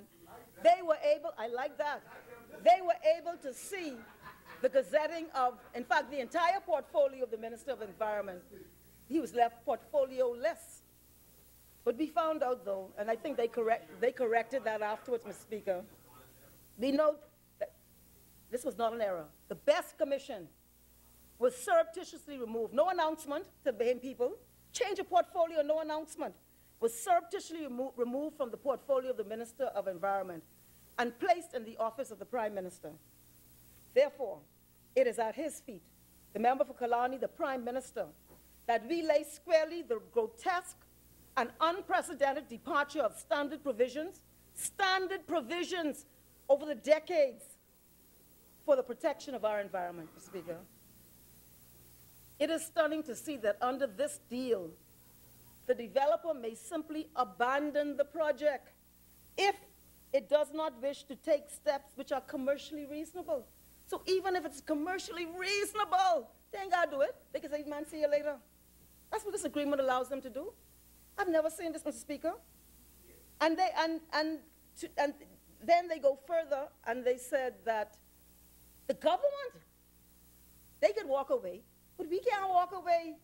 We are in an inferior position with Oban, Mr. Krieger, Mr. Donner, Mr. Krieger, who can't function in the United States, certain things under the SPC. But we are now in an inferior, the people of the Bahamas, in an inferior position with these people, Mr. Speaker. We cannot walk away, even if the environmental impact assessment is unfavorable. We are forced in the agreement to work with them, to mitigate, not eliminate. You look at the language, to mitigate any harm to the, that might be to the economy, to the environment. To mitigate, not eliminate, Mr. Speaker. And Mr. Speaker, under this agreement, the penalties for damages to the environment caused by failure to remediate infractions are capped. 3.5 million, Speaker. Remarkably, the agreement in clause 1712 gives the developer immunity and/or exemption from any future laws or regulations, any future approvals or the legal requirements which is applied, including in any changes in the conditions applicable to the issuance of any approval. So what this is doing, Mr. Speaker, this is exempting Oban from complying with, for example, new environmental laws that change the current construct. And this is an agreement for 90 years. They have exempted them or giving them immunity from any changes in environmental laws. This is unheard of, Mr. Speaker. Unheard of, Mr. Speaker. The Prime Minister, who now has responsibility for the Best Commission, must explain to the Bahamian people why such peculiar provisions have been agreed to and why our interests have not been jealously guarded in this agreement. Why are we in an inferior position with Oban, Mr. Speaker? He must explain why the fate of the Bahamian people has been tied to this company with associates of such dubious repute. 90 years, Mr. Speaker. Why have our national resources been locked into this 90-year agreement with such unusual provisions, Mr. Speaker, with minimized protection of the environment, Mr. Speaker? Why are these constraints placed on the state in Clause 13, which prohibits the government, for example, from taking any action over the seabed lease or the Crown land, but has no corresponding obligation placed on this foreign entity, Mr. Speaker? Why does the agreement mandate that the government, and I'm very concerned about this, Clause 13. Why does the agreement mandate that the government give a right of first refusal of neighboring Crown land measuring 500 acres to this foreign developer? Why do they have a right of first refusal for 500 acres of Crown land, Mr. Speaker? And you know, we don't even know where this land is that they're given under this agreement. Where is the Crown land located? Where's the seabed located? No information on that. We have no idea what is happening here. The size, the scope, we don't know what they're doing, Mr. Speaker.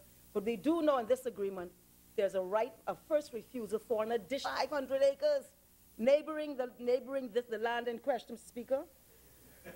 And Mr. Speaker, I take that very seriously because Bahamian land is a vital, precious natural resource. And I want to know why this government has seen fit to give them not only the undefined scope that they've given them, but an additional 500 acres under this agreement, potentially under this agreement. The agreement, and so, Mr. Speaker, and then we look at what is the true economic impact to the Bahamas of this project, which is described as being, quote, in their words now, in the substantial economic interests of the Bahamian people. Substantial economic interests of the Bahamian people, and will provide employment benefits. And is further described in the agreement as having what they call significant economic benefit. The agreement stipulates there'll be 600 direct jobs, so they say, and 1,000 indirect and induced jobs during the construction, and 250 direct full-time jobs, they say, at a ratio of 80% Bahamian to 20% foreign. Now, in a 90-year agreement, this is what we're hearing. And they are what I describe as wiggly provisions. I know them and I see them, because I sit in the cabinet, I know what these investors try to get away with. But they have this wiggly provision which could shift this ratio in Clause 8, Mr. Speaker. So, Mr. Speaker, Southern Shores, you can get to speak, man. I'm looking forward to your presentation, man. This agreement, Mr. Speaker, states, oh yes, I look forward to that. Yes, he knows.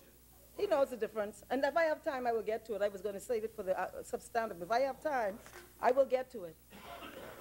But I want to stay focused on Oban. Because y'all bring Oban here. And we know that the principles are of questionable repute. What is it, Speaker?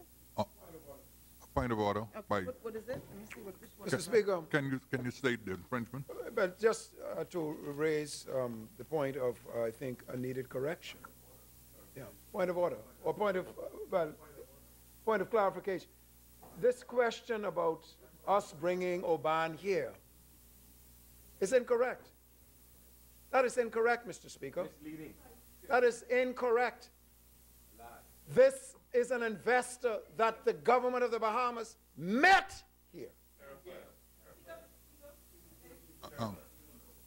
Honorable member for Angerson. Let me explain to the member for South Beach. Let me explain. No, you talk about, I want you to talk about education. I want you to talk about the dilemma children face in education, because that is the vehicle for liberation of our children and our people. So I know you can speak to that, Speaker. But when I say that they brought Oban here, Oban was around from the time of the Ingram administration. It was only this crew who have legitimated them and brought a heads of agreement in this country, in this House, Speaker. Honorable member, you're on a point of order. Again, this crew. I can remember this honorable member, my beloved friend, who requested that the chair demand of the honorable member from Kalani to withdraw a comment. This crew. Who is this crew? I withdraw, Mr. Speaker. I won't say this crew. This Free National Movement, this particular Free National Movement administration, even though the former Ingram administration, which takes us back 20 years or so, did not feel it prudent to bring it forward, or the administration before that, it is this administration that brought Mr. Krieger, Mr. Donner, and all the rest to this parliament. And you know what is interesting, you know? Yeah, my heads of agreement. What is interesting, Speaker? Give them a heads of agreement. They gave them a heads of agreement, which puts us in an inferior position, Mr. Speaker. Put us in an inferior, we don't have corresponding rights under that agreement. They have superior rights in that agreement, Mr. Speaker. Speaker, and then you look at the little, I call it almost trinkets they're throwing at us. No disrespect to your efforts, but the developer will apply $100,000 annually for on-the-job technical skills, training, periodic assistance towards curriculum development at University of Bahamas, a one-off payment of $150,000 for marine research, $100,000 per annum for community projects and development of East Grand Bahama. But, Mr. Speaker, when you consider objectively this alleged multi-billion-dollar deal and the nature of this enterprise and its potential leverage, according to what they tell us, in the global market, and when you weigh in the balance the enormous concessions being given, including Crown land, and I reiterate, with no disclosure on the scope and size or location nor any reference to a purchase price for the Crown land, even though the lease of the seabed, the Crown lease of the seabed is $1.5 million annually. But we don't know about this Crown land, Mr. Speaker. And again, even with the seabed, as I've indicated, the scope and size and location have not been disclosed, Mr. Speaker. And Mr. Speaker, we look at the commitment to expeditiously change our law. This is what they told Oban, that they're going to expeditiously, this is what the government said now, they're going to expeditiously change our law for the sole benefit of this investor in amending the Industry of Encouragement Act. Speaker, the country has to be left speechless. This is a first. And Mr. Speaker, the agreement is not just for oil. It allows for the construction, lease, and sale of houses on what is described as private lands for the housing of workers during construction, and then ultimately for sale. For the involvement, it provides for it anticipates the involvement of foreign real estate agents, even though it states in Clause 10 the developer shall ensure the inclusion of Bahamians. So they drag us along in the mix. So, Mr. Speaker, this substantial divestment has been made by this government to this now controversial company, which the sovereign people of the Bahamas have been placed, in my view, in an inferior position. And I think they indicated, after all this, that they're going to take the agreement that we gave them and go out and go raise some money. So, Mr. Speaker, what does that tell you even about that issue? About that issue, Mr. Speaker, they don't have the money. They're going to use our agreement that no other government before this one would enter into with them to go out there and raise money for this deal, Mr. Speaker. Why would this government, Mr. Speaker, do this to the Bahamian people? And for 90 years at that, Speaker. Speaker, I want to raise two final concerns. Has this project, and I believe it's required, received an exemption to the exclusivity clause on the construction of ports, which is vested in Freeport Harbor Company? We confronted this issue when we negotiated the Carnival Cruise Port deal in East End. And this raises the second question. So we want to know that. Does this require the exclusive permission of the Freeport Harbor Company, Mr. Speaker? And the second question is the status of the Carnival Cruise Port. What's the status of that transaction? I see here, I was able to find on the government website a press release, May 3rd, 2017, of the historic heads of agreement signing in Grand Bahama between government and Carnival Cruise Lines. And this was a $100 million investment, and it was for a new cruise port, and was to entail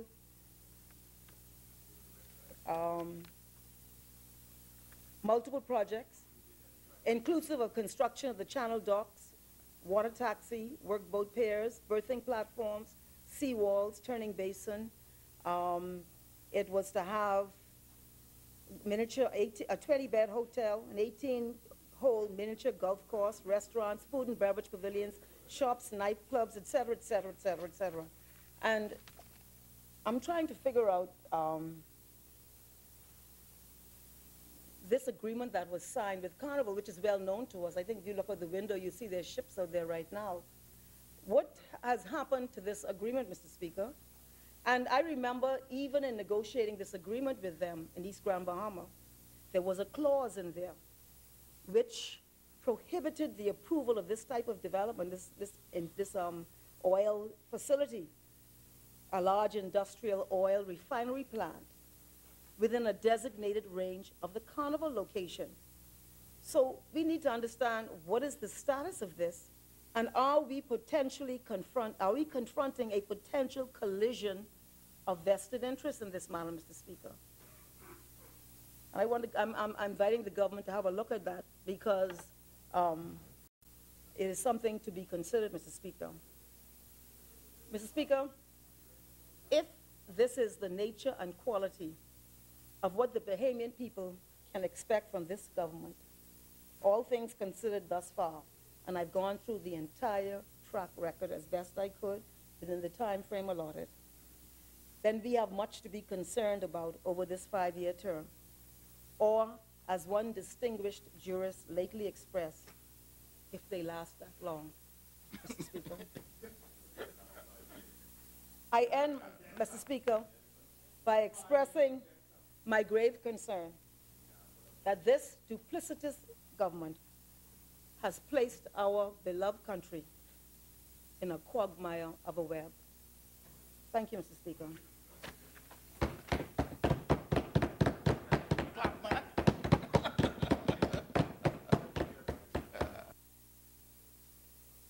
As many,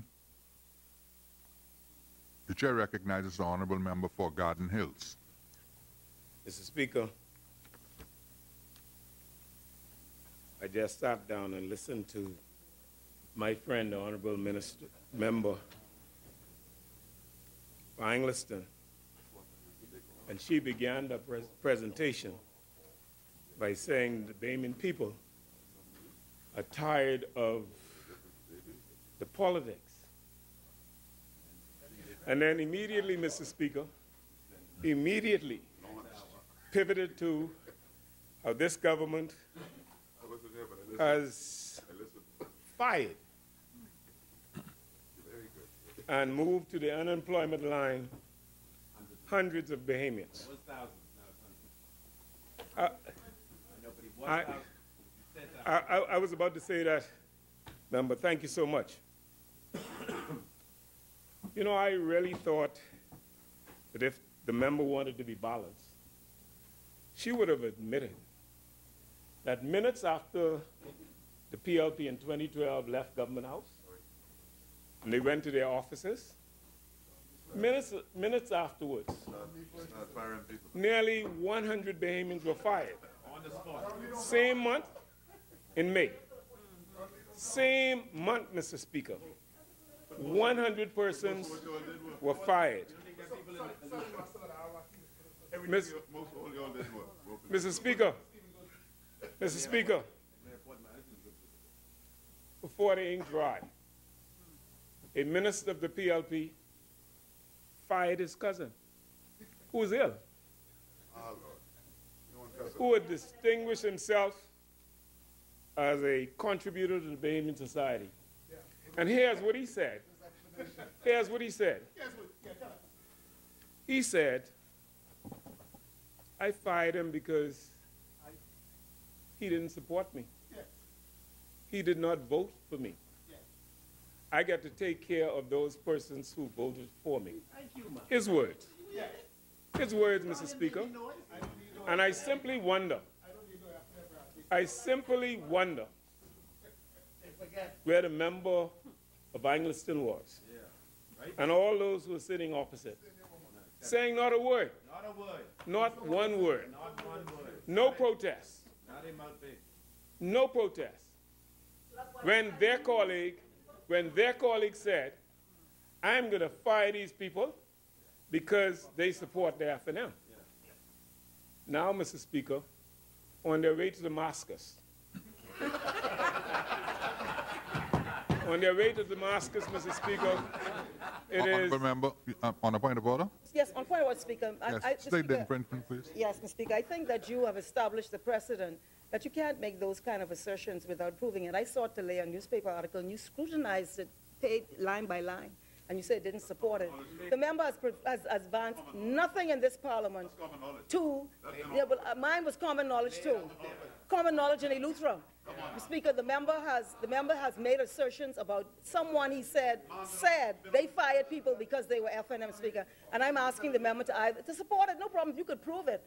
And I'm wondering if the member's point is just that we did it, therefore you all doing it too. I don't understand your logic, Mr. Speaker. But what I'm asking, Mr. Speaker, is if the member can support what he just asserted in this Parliament, as you have rightly required of me, Mr. Speaker. Mr. Speaker, the difference, Mr. Speaker, from what you required her to support and what I'm saying, the member not only said it in this House, the member went downstairs and gave an interview to the media. You can remember it. You can remember it, Mr. Speaker, and you can remember it as well.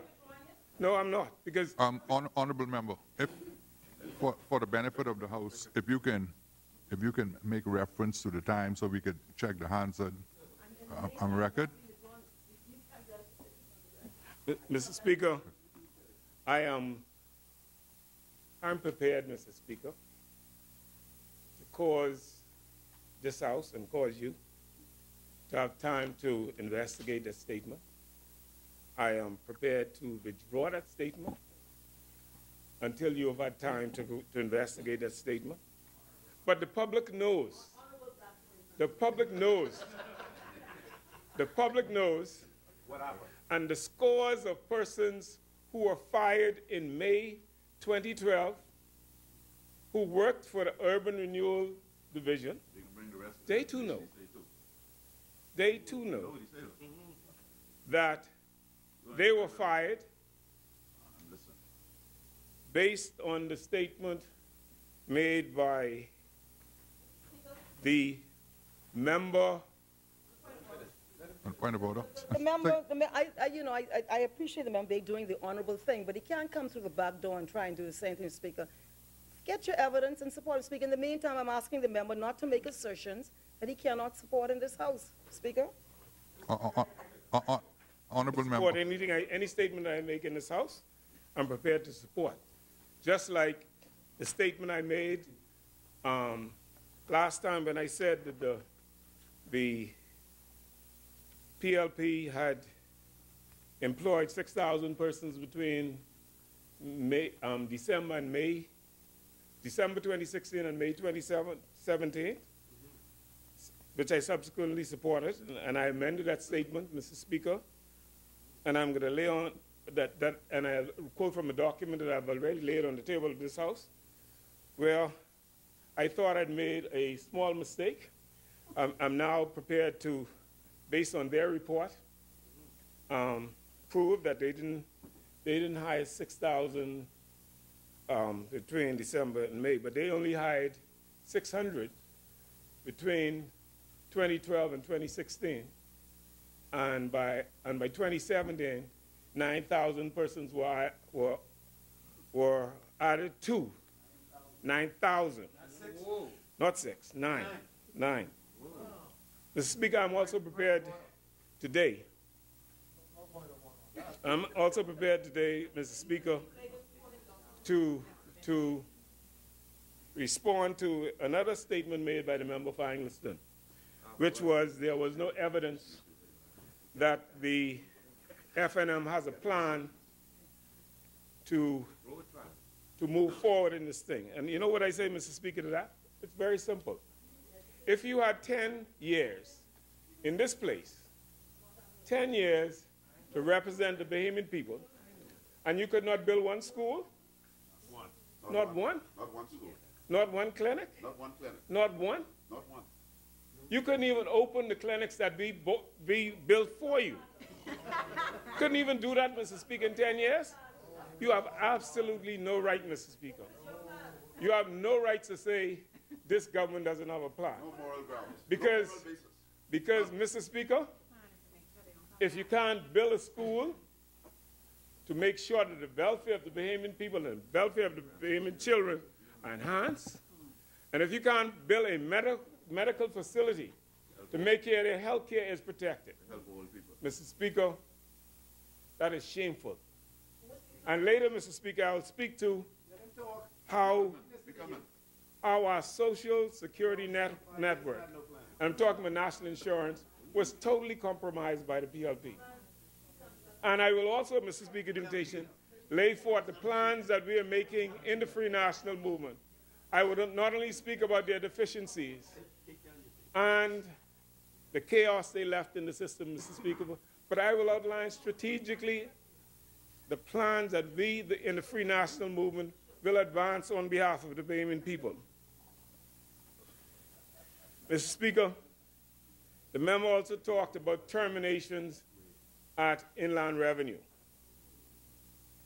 Mr. Speaker, I really thought that the PLP and those opposite would move away from that point.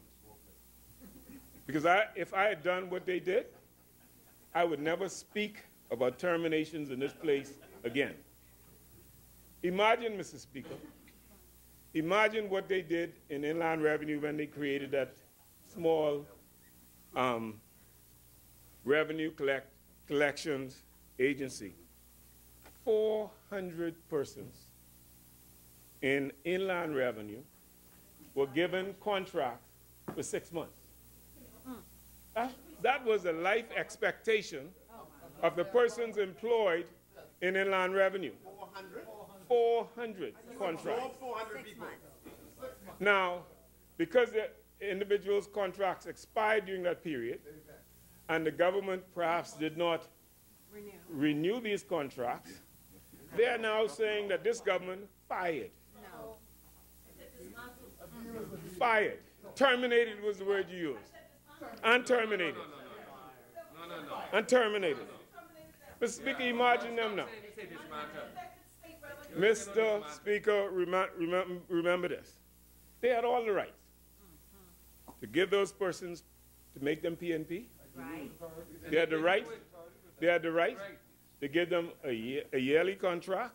That's what they told them. They were just trying to get They had the right to do anything.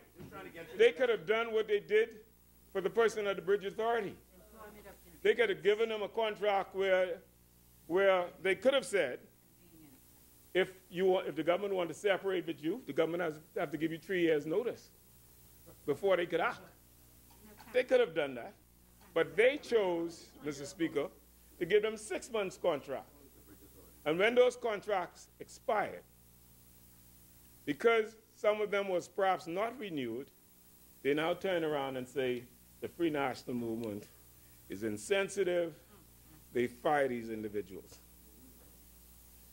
Mr. Speaker, this is totally unacceptable. Political grandstanding by the PLP cannot continue, Mr. Speaker. That's why the people made that decision in May of this year.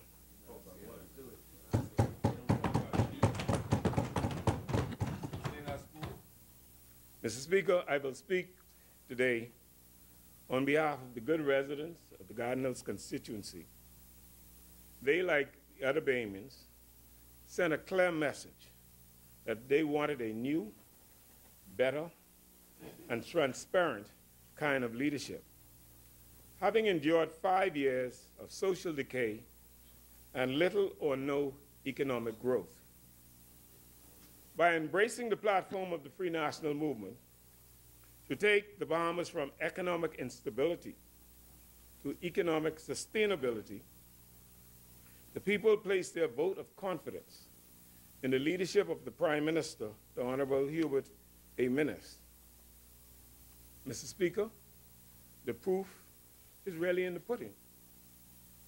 The proof of the pudding, Mr. Speaker, is in the eating.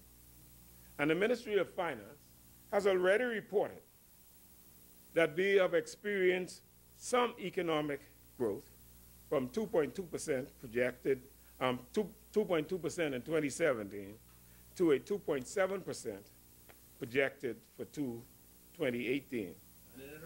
Mr. Speaker, we are slowly, like my colleague said, this is a big boat, and we are slowly turning it around. Mr. Speaker, I take this opportunity to express my gratitude to the Almighty God and the leader of this government who reposed this trust in me to lead the Ministry of Public Service and National Insurance, as well as the great and caring people of the Garden Hills constituency who saw fit to give me yet another opportunity in this honorable house. I thank them for their effort, and Mr. Speaker, as I said to them before, I will not only continue to speak out on their behalf, but I will do my due diligence to ensure that they are represented in this place. Mr. Speaker, in a globally competitive environment, it is important to have a public service that is adequately equipped with the right staff in sufficient numbers and with the proper attitudes, skills, and abilities. Former President of South Africa, President Nelson Mandela, puts it this way: we are confident that, motivated by the desire to serve the people, the public service will discharge its responsibility with diligence, sensitivity, and enthusiasm. Among other things, paying attention to the important goal of increasing efficiency and productivity. You will be aware, Mr. Speaker, that the Ministry of Public Service and National Insurance is tasked with the responsibility of ensuring that the public service at large is properly managed, equipped and operational to meet the ever-increasing demands for services.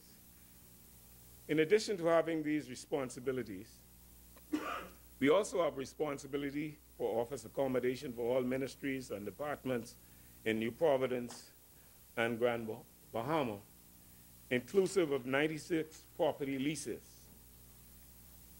Mr. Speaker, I will come back and spend some detail on the leases outlined by the leases agreed to by the former government very quickly. We also have responsibility, Mr. Speaker, for the processing of payment of pensions and gratuity to almost 400 persons who retire from the government service each year and whose contracts expire. The payment of insurance for persons covered under the government insurance plans, including cabinet ministers, permanent secretaries, governor generals, the security forces, nurses, doctors, customs and immigration officers, education, and labor negotiators. As a minister responsible for this ministry, I wish to begin to highlight the work currently in progress in my ministry in our quest for public sector modernization, sustainable efficiency, and the development of a Bahamas which can compete globally. Upon assuming office in May 2017, Mr. Speaker, I met in place a number of practices that impeded the implementation of sound public service policies, procedures, and regulations. They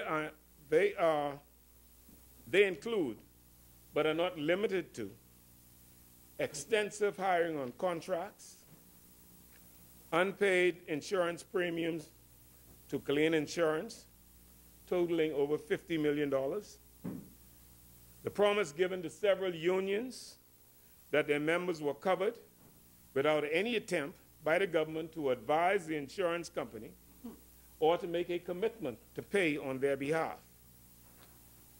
Underfunded pensions and gratuity, regrettably causing long delays in delivery of these required funds to our customers.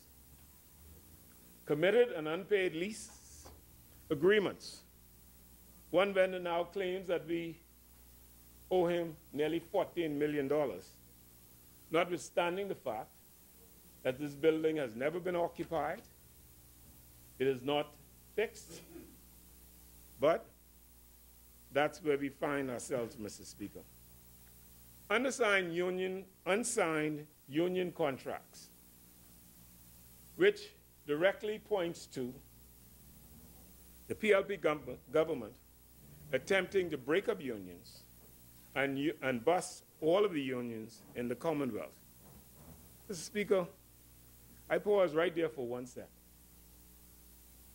The PLP has always said that they are the party for the people. That they care about the Bahamian people, and that is what they do. How is that possible, Mr. Speaker? How is that possible? Imagine someone who came up through the union ranks like me, who spent a considerable amount of time in the union, then saying to the members, never mind what the union is saying. Come to me, sign this letter, and I can pay you. So those persons who did not sign could not get paid. Imagine what that particular action would have done, could have done to the public service. Think about this, Mr. Speaker. We are all in the public service. Generally speaking, your promotion in the public service is determined by how much salary you make, how many years you've spent. The person, generally speaking, the person who's making the most salary is the senior person in the office. Imagine what chaos that action has had in the Customs and Immigration Union when the next promotion comes up. You have one officer saying, my salary was moved in December to 20,000 while you were making 18,000. Notwithstanding the fact that we came into office the same time, to some degree, you are now senior to me. I will speak a little bit more, Mr. Speaker, about the chaos that the former government created in the public service. And you will see why it is so difficult for us to go forward in the service, having regard for the lack of respect, the lack of honor that the former government placed on the public service. But first, Mr. Speaker, let me talk about the hiring of individuals on contracts, which had the effect of creating a parallel public service. By that I mean, Mr. Speaker, this singular action that was riddled with anomalies and reporting lines, which resulted in total chaos in levels of seniority and further added the circumvention of policy and procedures in the service. Think about that, Mr. Speaker. I hear the member of Parliament for Angleton talk about many things that we have done on this side, but she would note that I do have contact with one of the ministries and departments that she works in, and I am now confronted, Mr. Speaker, with the task of determining what are we going to do with these hundreds of individuals that were on contract in a department like road traffic, where individuals were... Yes, state infringement. I'm wondering, the member has mentioned this member again. He seems very preoccupied with this member, Speaker. But I know certainly that I'm trying to figure out, I believe he's speaking about hirings through the Ministry of Finance and maybe through the Job Empowerment Program, but he's expressing it in a way which is trying to create an innuendo. And I'd be grateful if the member would be honorable and would indicate to this Parliament, and if you're talking about people engaged by the Ministry of Transport, that you indicate who they are, Speaker, because there are no hundreds of people in the Road Traffic Department hired by the Ministry in the Ministry of Transport, Speaker. But there are people coming from other agencies in the automation process. So I'm wondering if the member would clarify that, Mr. Speaker. Mr. Speaker, I was only talking about persons hired on contract. The Job Empowerment Program that the member is referring to, I will get to that later. And one of the things you will find, Mr. Speaker, is persons hired on the Job Empowerment Program were not given a contract. They were not given anything. They were just told, go to work. And I'll get to that process later. I'm talking about the legitimate persons. I'm talking about the legitimate persons who were hired on contract, not necessarily by the member, perhaps by the Ministry of Finance. I'm just talking about contracts generally. And the fact that these individuals were placed in the Road Traffic Department as an example, where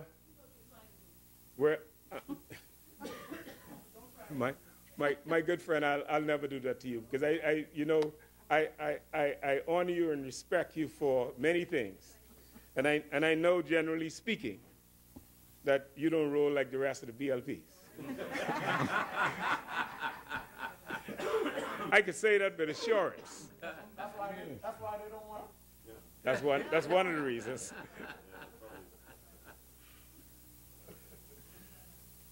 Mr. Speaker,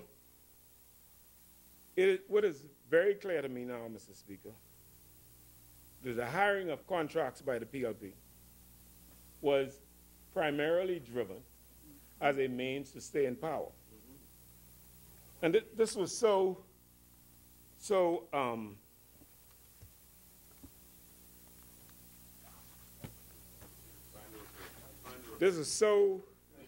this came on to me, Mr. Speaker. This came on to me when I was reading the water and sewage report. And I noticed a note from a gentleman by the name of Bradley Roberts. He was sending this note to Glenn LaVille. And the note reads, "Gentlemen, DPM Davis has brought to my attention that he has been advised that water disconnections are being executed in Central Pines, Abaco. What? Douglas, you are aware that there is a by-election currently underway in that constituency. Kindly direct the same.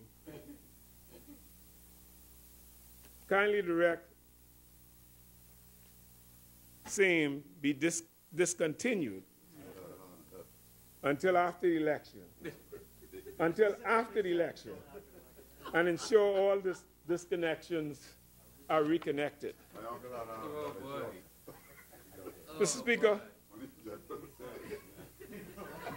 that statement to me represents the DNA in the PLP.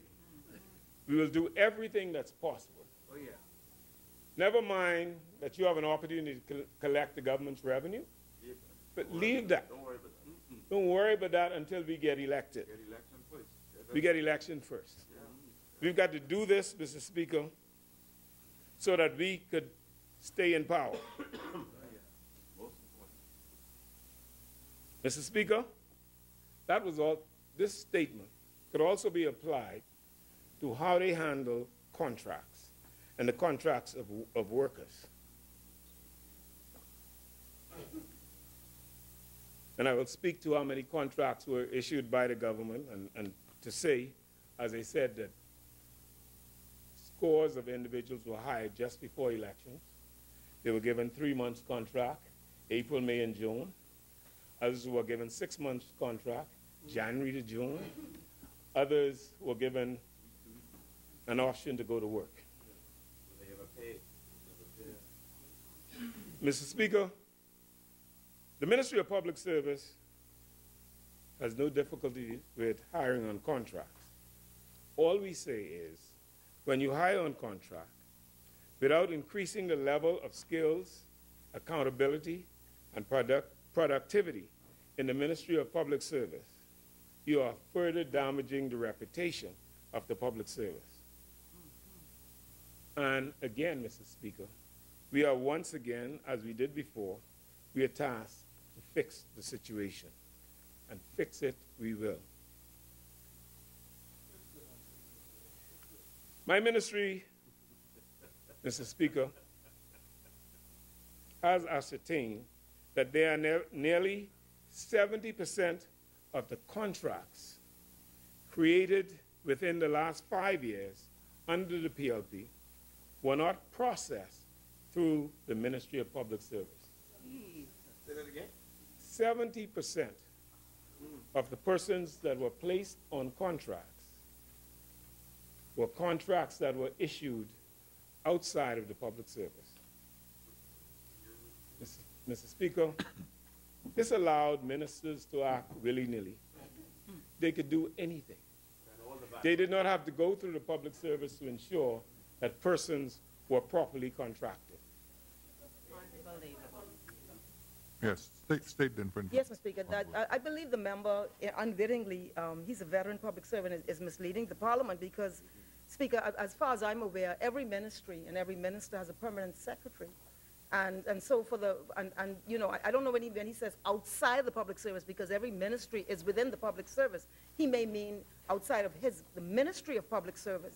But every ministry, I think the permanent secretary can do certain, execute certain functions as a permanent secretary. So I think the members should you know, for the elucidation of the Bahamian people, because it makes it sound like a minister get one contract and sign some things, and it doesn't work that way, and the member is aware of that. You have senior public servants who guide ministers in what is happening. At least I know that's the case with every minister, Mr. Speaker. In fact, we saw one in the papers today alluding to this minister, former minister here, about the assertions that were made in this Parliament, Mr. Speaker. But, Mr. Speaker, I wanted the member could just be fair and speak to, it is not outside the public service, because ministries are within the public service. I think he means outside of the realm of the public service department and commission, perhaps.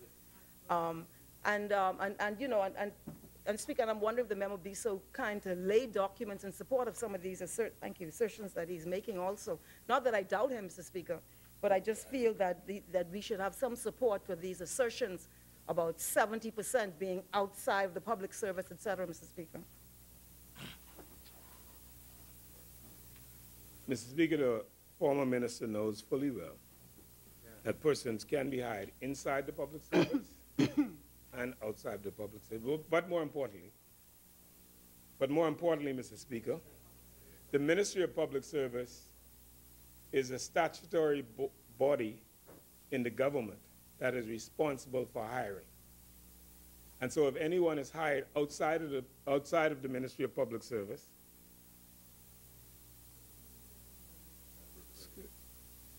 of course, you are hired by delegated powers. But your delegated powers does not permit you to hire without informing the public service. Mr. Speaker, I just want to talk briefly about the National Empowerment Program. PLP is good at finding these good flashy names. Ours was just a 52 weeks program. We just told the public we're going to hire you for 52 weeks, and after that 52 weeks, you're either kept by the ministry or the private sector that you were hired, or that was the end of the program. But your program, Mr. Speaker, was called National Employment Empowerment Program.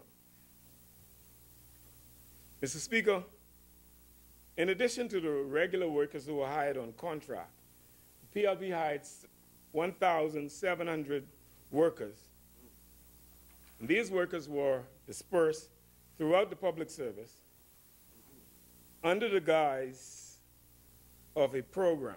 And like I said, the program was called National Employment Empowerment Program. Mr. Speaker, I will talk a little bit about when we came to office and what was the state of that program. And one of the critical things we met in the program, Mr. Speaker, was that hundreds of these individuals were not paid. And they were not paid from the public service, generally speaking, because we did not know that they existed. They themselves expected, rightfully so, to be paid. We had to scramble, Mr. Speaker, and ask the various ministries and departments to do a head count, to let us know who these persons were, to tell us the condition upon which they were hired, and, Mr. Speaker, tell us which islands they were in. You recall, Mr. Speaker, that the Minister of Finance raised in this House that 40-plus individuals in Auckland, this is in September now, were screaming that they didn't get paid. And he came to me in public service and asked me about these individuals, and I said to him, as far as I know, they didn't exist, because we did not know. The various ministries did not know that the former Minister of Agriculture went down to Mike and decided to send 40 people to work. Never mind that there was no attempt to pay them. Never mind that he did not take a position to advance his position to the Minister of Finance to cause them to be paid. But, Mr. Speaker, when you listen to the PLP today, you hear them talk about how much they care about Bahamians, how important Bahamians are to them. If that is so, Mr. Speaker, I ask them now, why do you treat Bahamians this way? Why do you do that? You have the power of a government to do better. I couldn't comprehend, Mr. Speaker, in my own mind, why individuals, especially young Bahamians, could be treated this way. But that's what you did. You only wanted your vote. Your vote was due in May. You had to get them off the streets and put them to work. Never mind, you didn't make one attempt to pay them. But you wanted to fool them once again, Mr. Speaker. You wanted to fool them one more time so that you could return to office. I again ask, why would you think a Bahamian would be fooled if you give them a contract in April and it's for 3 months? Don't you think we are bigger than that? Don't you think that the Bahamians know better? Do you think it's to your advantage to treat hurting Bahamians in this way when you just want them to give you their vote, and then in June, if you won, they would have been fired?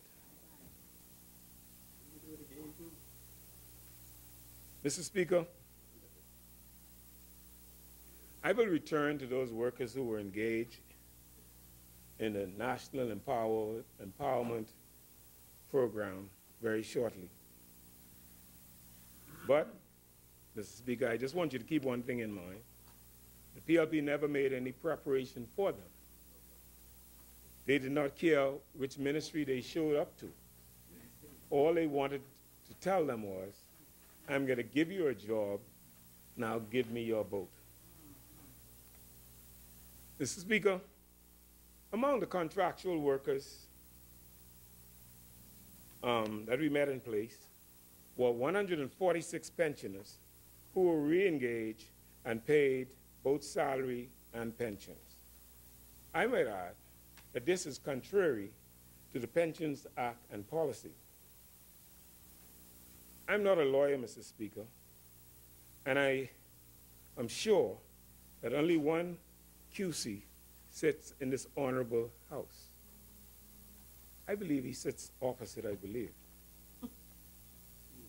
And so I want to remind members and read to them what the Pension Act says in Chapter 43, Section 19.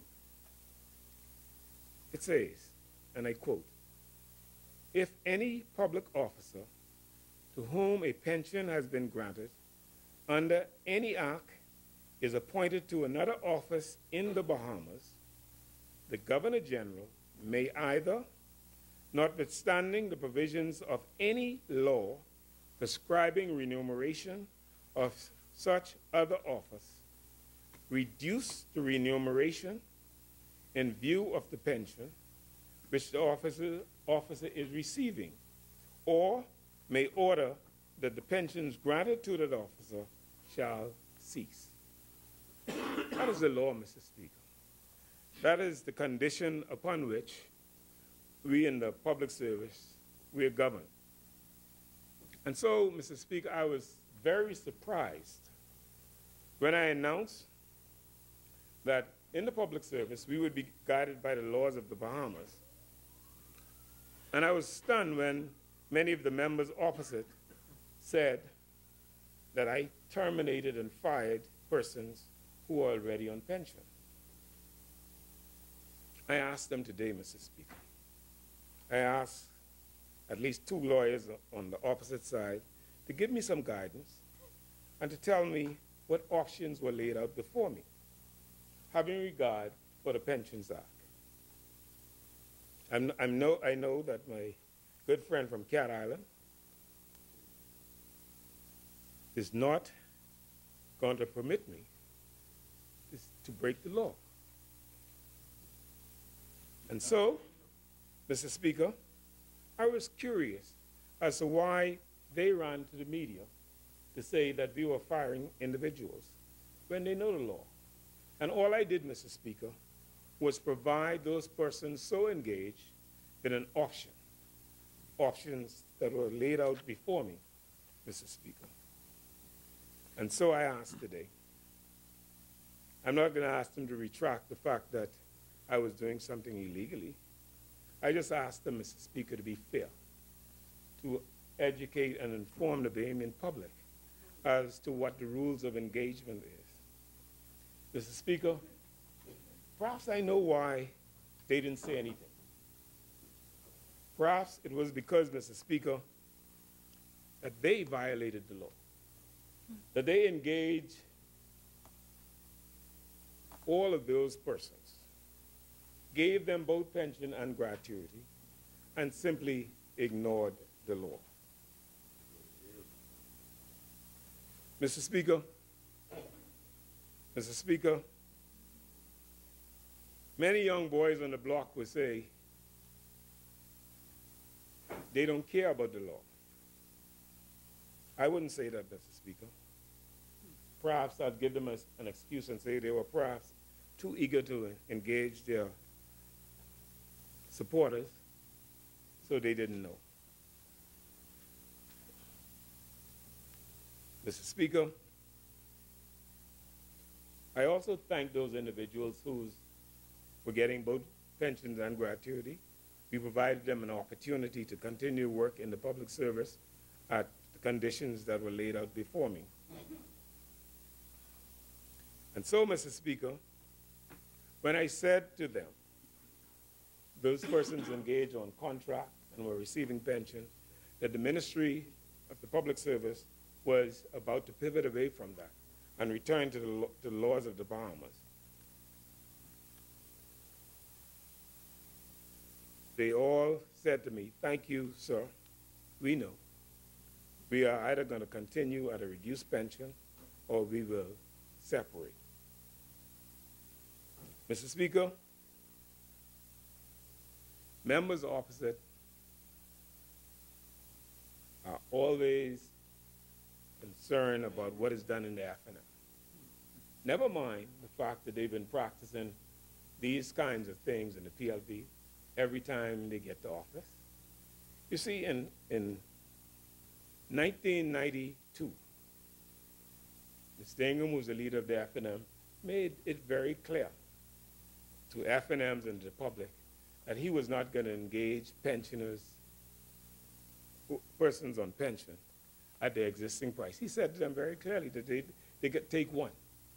Take your salary without the pension, take your pension and stay on.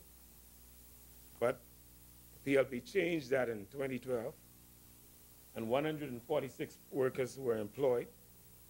And I said before, Mr. Speaker, what is even more remarkable about this? They ran out of posts in the public service, so they hired 3 or 4 of them as vendors. What? Vendors. Vendors. Yes. How that work? Now, I don't know how that works. 'Cause what I do know is when I asked the Ministry of Finance to provide me a listing of all those persons who were receiving pensions and gratuity, at least 6 persons were missing from the list. And then somebody at the Ministry of Finance said, "But I know these persons here. Why their names are not on the list?" So they had to do a search and come up with these persons' names who were not showing up as individuals in posts, but as vendors providing a service to their ministry. I'm not going to suggest that they were wiggling or trying to hide anything, Mr. Speaker. Perhaps it was just a civil servant who had to do something to please the minister, to make sure the ministers they hire. So I don't have a post in my ministry to hire you, so let me put you down as a vendor. And so, Mr. Speaker, that's the way it was.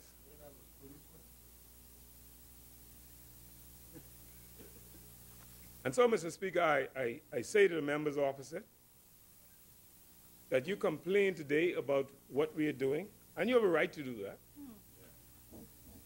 But always remember one thing. I was told this a long time ago, Mr. Speaker. Never do anything in government that you can't live with when you're outside of the government. And so, Mr. Speaker,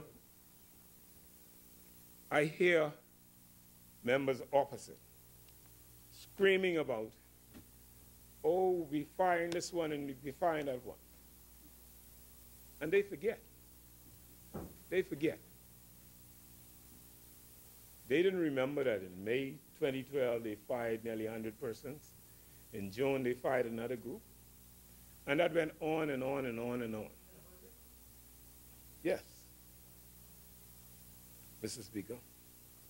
And so, Mr. Speaker, I just want to advise members opposite to imagine the hurt and the pain that they place on individuals in the service by engaging re-engaged persons who are receiving, and if you're a permanent secretary and if your salary was $70,000, if you're re-engaged, you got another $70,000. And I don't pick on permanent secretaries, but that's the nature of their business. They are rehired at the salary that they last had. Imagine what this level of employment of pensioners did to the morale of hardworking officers who could not be promoted because of these re-engagements. Imagine how this discouraged the very notion of succession planning. In fact, these individuals had no need to do succession planning because they knew that once they retired, the PLP would rehire them, so they didn't have to train anybody to replace them. So when this government reverted to the laws of the Bahamas and abandoned the PLP's position, there was lots of cry from those opposite. What is obvious to me, Mr. Speaker, is that the PLP knew the law. They knew the rules. They just didn't, they simply ignored it. Mr. Speaker, another practice I met in place was the direct hiring, and this was perhaps speak to some of the things that the former Minister of Transport and MP for Angleton had questions about. This form of direct hiring, for example, Mr. Speaker, was done without consultation with the Ministry of Public Service. For example, Mr. Speaker, our records reflect that in 2016, 114 customs officers, and between March and April of 2017, 278 immigration officers were given training in those respective departments. These individuals, Mr. Speaker, were told to report to duty to the various agencies without letters of appointment, some without security vetting, and others who lacked the required qualifications, be it age or academic qualification. Mr. Speaker, imagine this. We are selecting the most critical set of public officers in the nation. They're going to collect our revenue and enforce our border laws. All the former government did was to say to them, go to work. Go and get training. What is interesting, Mr. Speaker, talking about training, what is interesting, Mr. Speaker, I'm told from one of the training sessions, officers were just told, the class starts tomorrow, you go inside and sit down. Never once reporting to the Controller of Customs or the Director of Immigration. Just go there. You are a customs officer. You are an immigration officer. Did not check to see whether or not these individuals could pass the security vetting. did not check to see anything, Mr. Speaker. And you see, they know the rules. You could help people. But tell me why you want to send a 46-year-old man to be an immigration officer and then reject a 31-year-old woman. Wow. Wow. Yes. My knowledge Honorable member. of this process, I am certain that all persons who entered that program were vetted. Now, it may have been that the vetting came subsequent to them entering the program, but they would not have qualified. They would not have qualified if they did not have the vetting. And the member is aware of that. In fact, I recall specifically, Mr. Speaker, that there were cases where there were concerns about one or two of the individuals, and it was dealt with. So, Mr. Speaker, the member should not say that, and in fact, all public servants are vetted, but in that particular case, they were vetted, Mr. Speaker. Mr. Speaker, I am confident that what I'm saying is correct. I have the records, Mr. Speaker. I know. Mr. Speaker? Mr. Speaker? Several officers could not pass the vetting. Mr.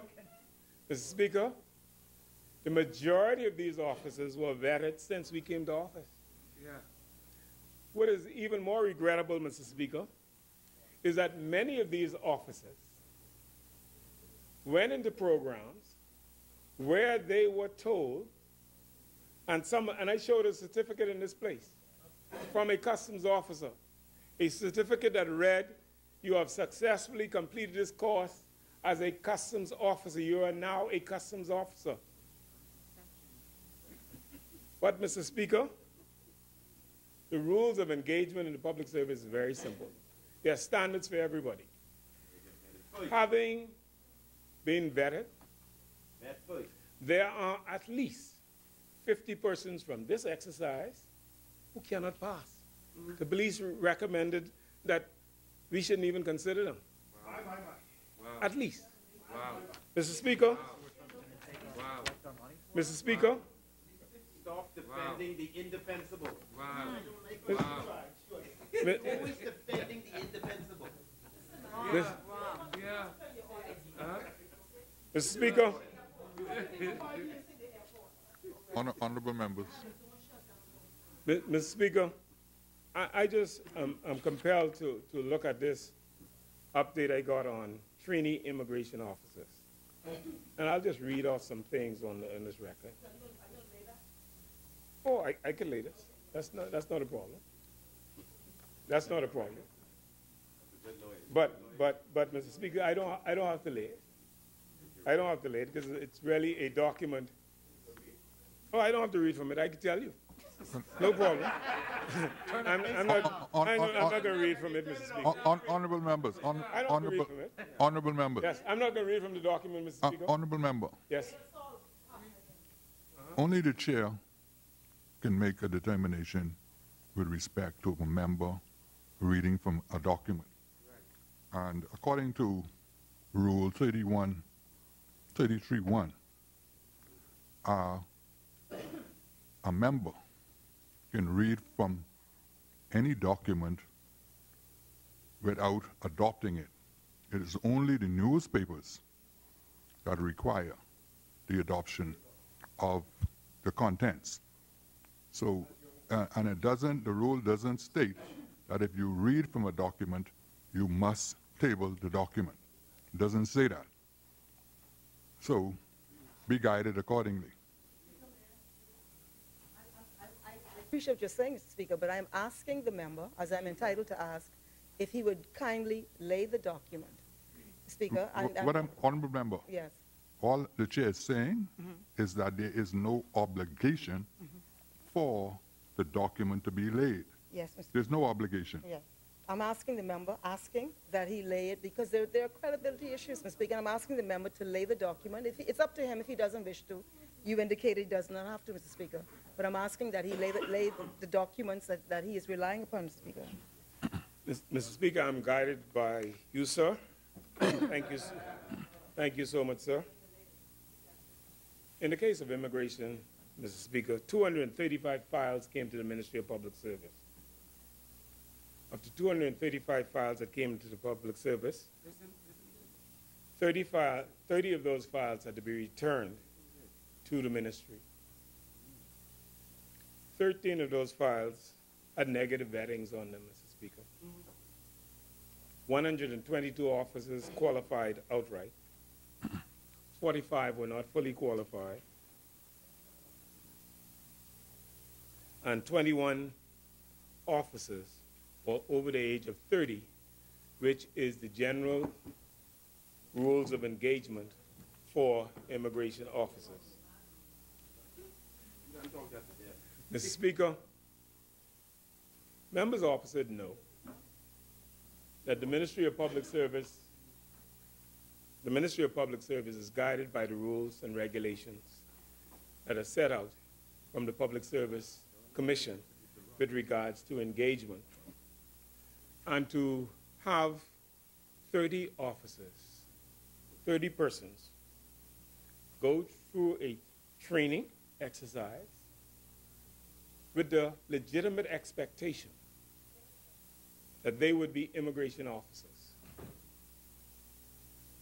It is extremely regrettable, Mr. Speaker, and once again, we are tasked with this responsibility to either say that directly to them or to find the means by which they can be accommodated.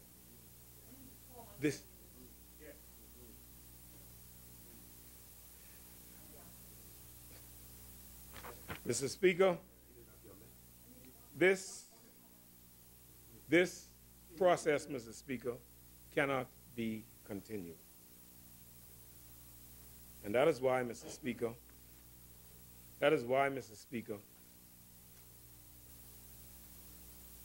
the FNM has been elected to once again deal with these matters.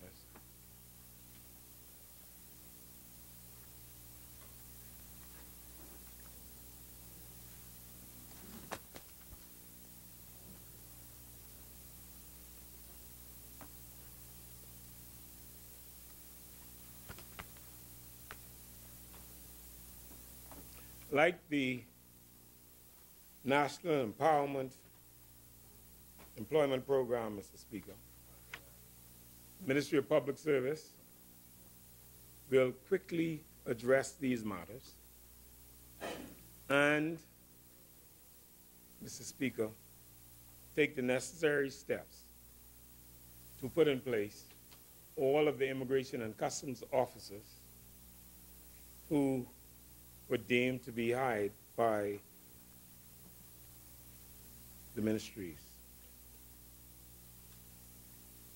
Mr. Speaker, with regards to the Job Empowerment Program, we have concluded that the program was not only poorly designed, we know that payments were delayed, we know it lacked structure, and the individuals had no idea of what their terms of reference was in the public service. Individuals were just told to report without any formal letter from the government of the Bahamas. There are more than 1,000 employees in this program today, Mr. Speaker.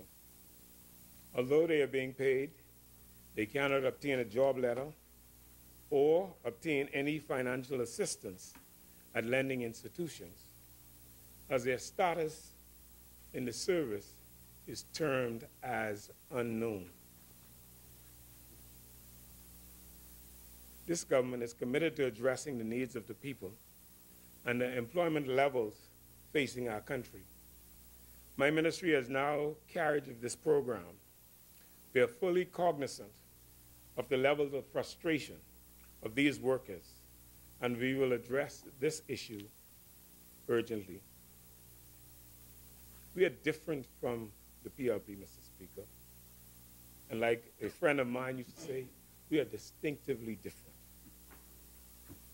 We will develop a structured framework for this program, one of which participants are advised in writing of the terms of engagement of service. The private sector will be invited, Mr. Speaker, to participate in this program as well, under certain conditions. Primary among these conditions, Mr. Speaker, is that they must be tax compliant. And secondly, there cannot be any disengagement because of the assignment of these individuals to their staff. We will focus, Mr. Speaker, on providing these individuals with opportunities to become education, health, and social assistance support staff. We will give these young people an opportunity to potentially start their careers and continue this wonderful story of ours. We care about our people. Our development and growth is tied directly to their capacity to grow and build. They are the future. We care about their personal development. That is how we are different from the PLP. I want to publicly express my gratitude to the coordinators of this program, Mr. Speaker, and those persons in the public service who are managing this program on behalf of the government. I turn now, Mr. Speaker, to the public service generally. As you know, Mr. Speaker, the public service, Ministry of Public Service, has a responsibility of human resources development. And in that capacity, Mr. Speaker, I can speak to the recent assessment for the administrative executives and clerical undercover that too many officers lack knowledge of working in the government. That's our considered position, Mr. Speaker. There are too many employees in the government who do not know the full workings of the government and their role in the agency that must be governed. It is no secret, Mr. Speaker, that rotation within the greatest civil service provides the opportunity to attain new knowledge, skills, and techniques. Therefore, public officers must now know that gone are the days when one officer retires from the ministry or department in which he was hired.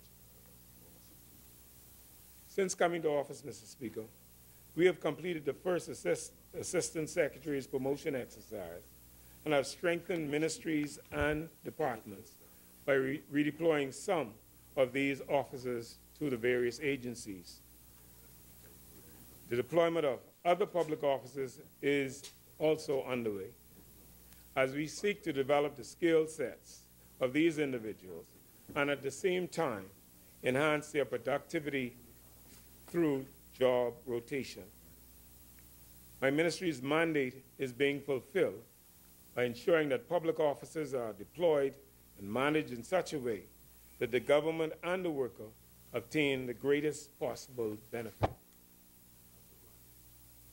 Mr. Speaker, as we continue to find ways to improve the efficiency, effectiveness, and productivity of employees, we are engaging in various initiatives which include creation and updating of career path and post-qualifications, the formulation of new policies, procedures, and regulations to remain at the cutting edge of human resource management and development, facilitating the facilitation of knowledge transfer through cross-training of leading human resource officers, and emphasis in the Public Service Human Resource Center for Human Resource Development on leadership, writing skills, and knowledge of government. I am pleased, Mr. Speaker, to advise that this initiative to train human resource officers will ensure that throughout the public service, they are knowledgeable about human resource policies, merit pay, promotions, and performance. Mr. Speaker, My ministry is committed to encouraging merit, equity, transparency, and accountability in public management and methods of operation. Therefore, the issue of promotion based on merit and performance, and not just paper qualification, is a long-standing issue, one which my ministry is seriously considering with a view of formulating a policy in order that officers who consistently exceed performance markers, who show high potential to lead, and have demonstrated the ability to revitalize the public service, are identified as high flyers who will be given an opportunity to assume leadership. Mr. Speaker, that is the mission of the Ministry of Public Service. That is the plan that those officers have asked for. I don't want them to roar and scream, Mr. Speaker, when we identify talent and when we put people in a path to take over the next highest office. I don't want them to say, we didn't have a plan, or why are you doing this?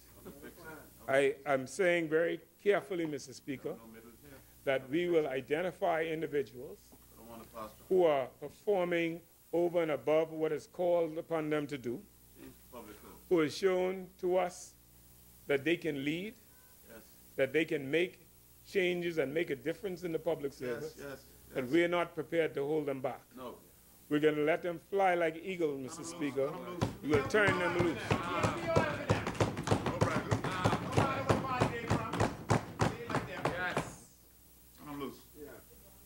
Mr. Speaker, we recognize that the people are our greatest assets, and thus we've embarked on the development of human resources, the skills that could be found locally and abroad. We will try our best to capture them and to get them into the public service. It may mean, Mr. Speaker, that we have to pay a little bit more. But if the public service is going to survive, we've got to identify those Bahamians who can do the job. We've got to find them. We've got to give them the responsibility to lead. I was told a long time ago, Mr. Speaker, that you have failed if you're a leader and you do not identify someone to succeed you. And so, Mr. Speaker, the public service will identify those individuals who can lead. We will put them before you. We will give them an opportunity to lead. And we are not too concerned, although we know that if you've been in a position for a long time, but again, I refer to my man from the Defense Force who say, if the boat's staying in one place, they must be fishing. We've got to find some leadership. We've got to keep moving, Mr. Speaker.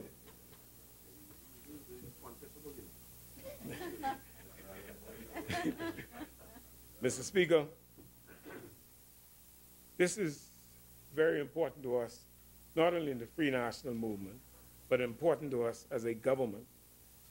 It's important to our mandate, Mr. Speaker, that we do things different, that we do things better. And what else can you expect, Mr. Speaker, us to do, other than to identify those hundreds of ordinary Bahamians who've had the opportunity to go abroad and to do well for themselves. We're going to encourage them to come back and work for us in the Bahamas. And so, Mr. Speaker, I take this opportunity to advise persons pursuing higher degrees to go to the website of the National Accreditation Equivalency Council of the Bahamas, NACOB, to ensure that the schools that they wish to attend are recognized and or accredited, as the government of the Bahamas will not accept certificates, degrees, or diplomas from schools that are not supported.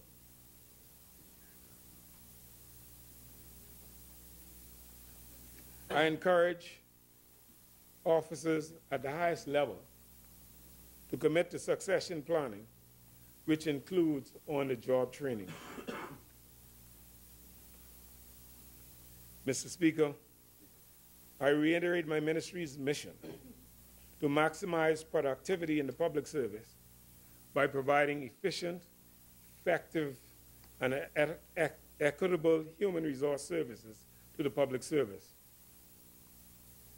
and to the wider community through the formulation and dissemination of policies and its vision to create a competent, professional, empowered public service whose hallmark is productivity, responsiveness, integrity, dedication, and efficiency in delivering timely, first-class services with pride.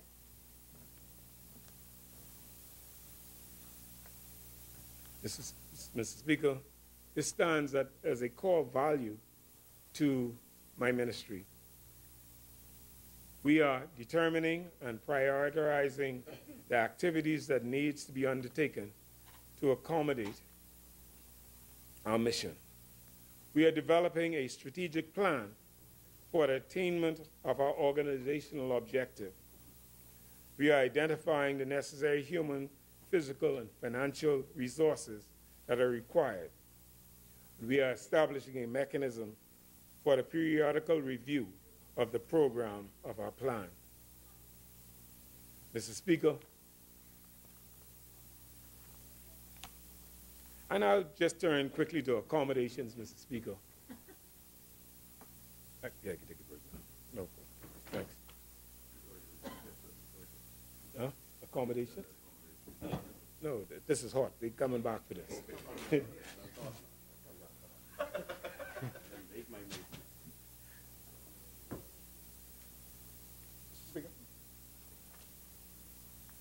Chair recognizes honorable member for Bamboo Down. Thank you, Mr. Speaker. We think it's fitting at this time during the members' contribution for us to take our lunch break. And I do move that the House do now suspend until 3 p.m. today.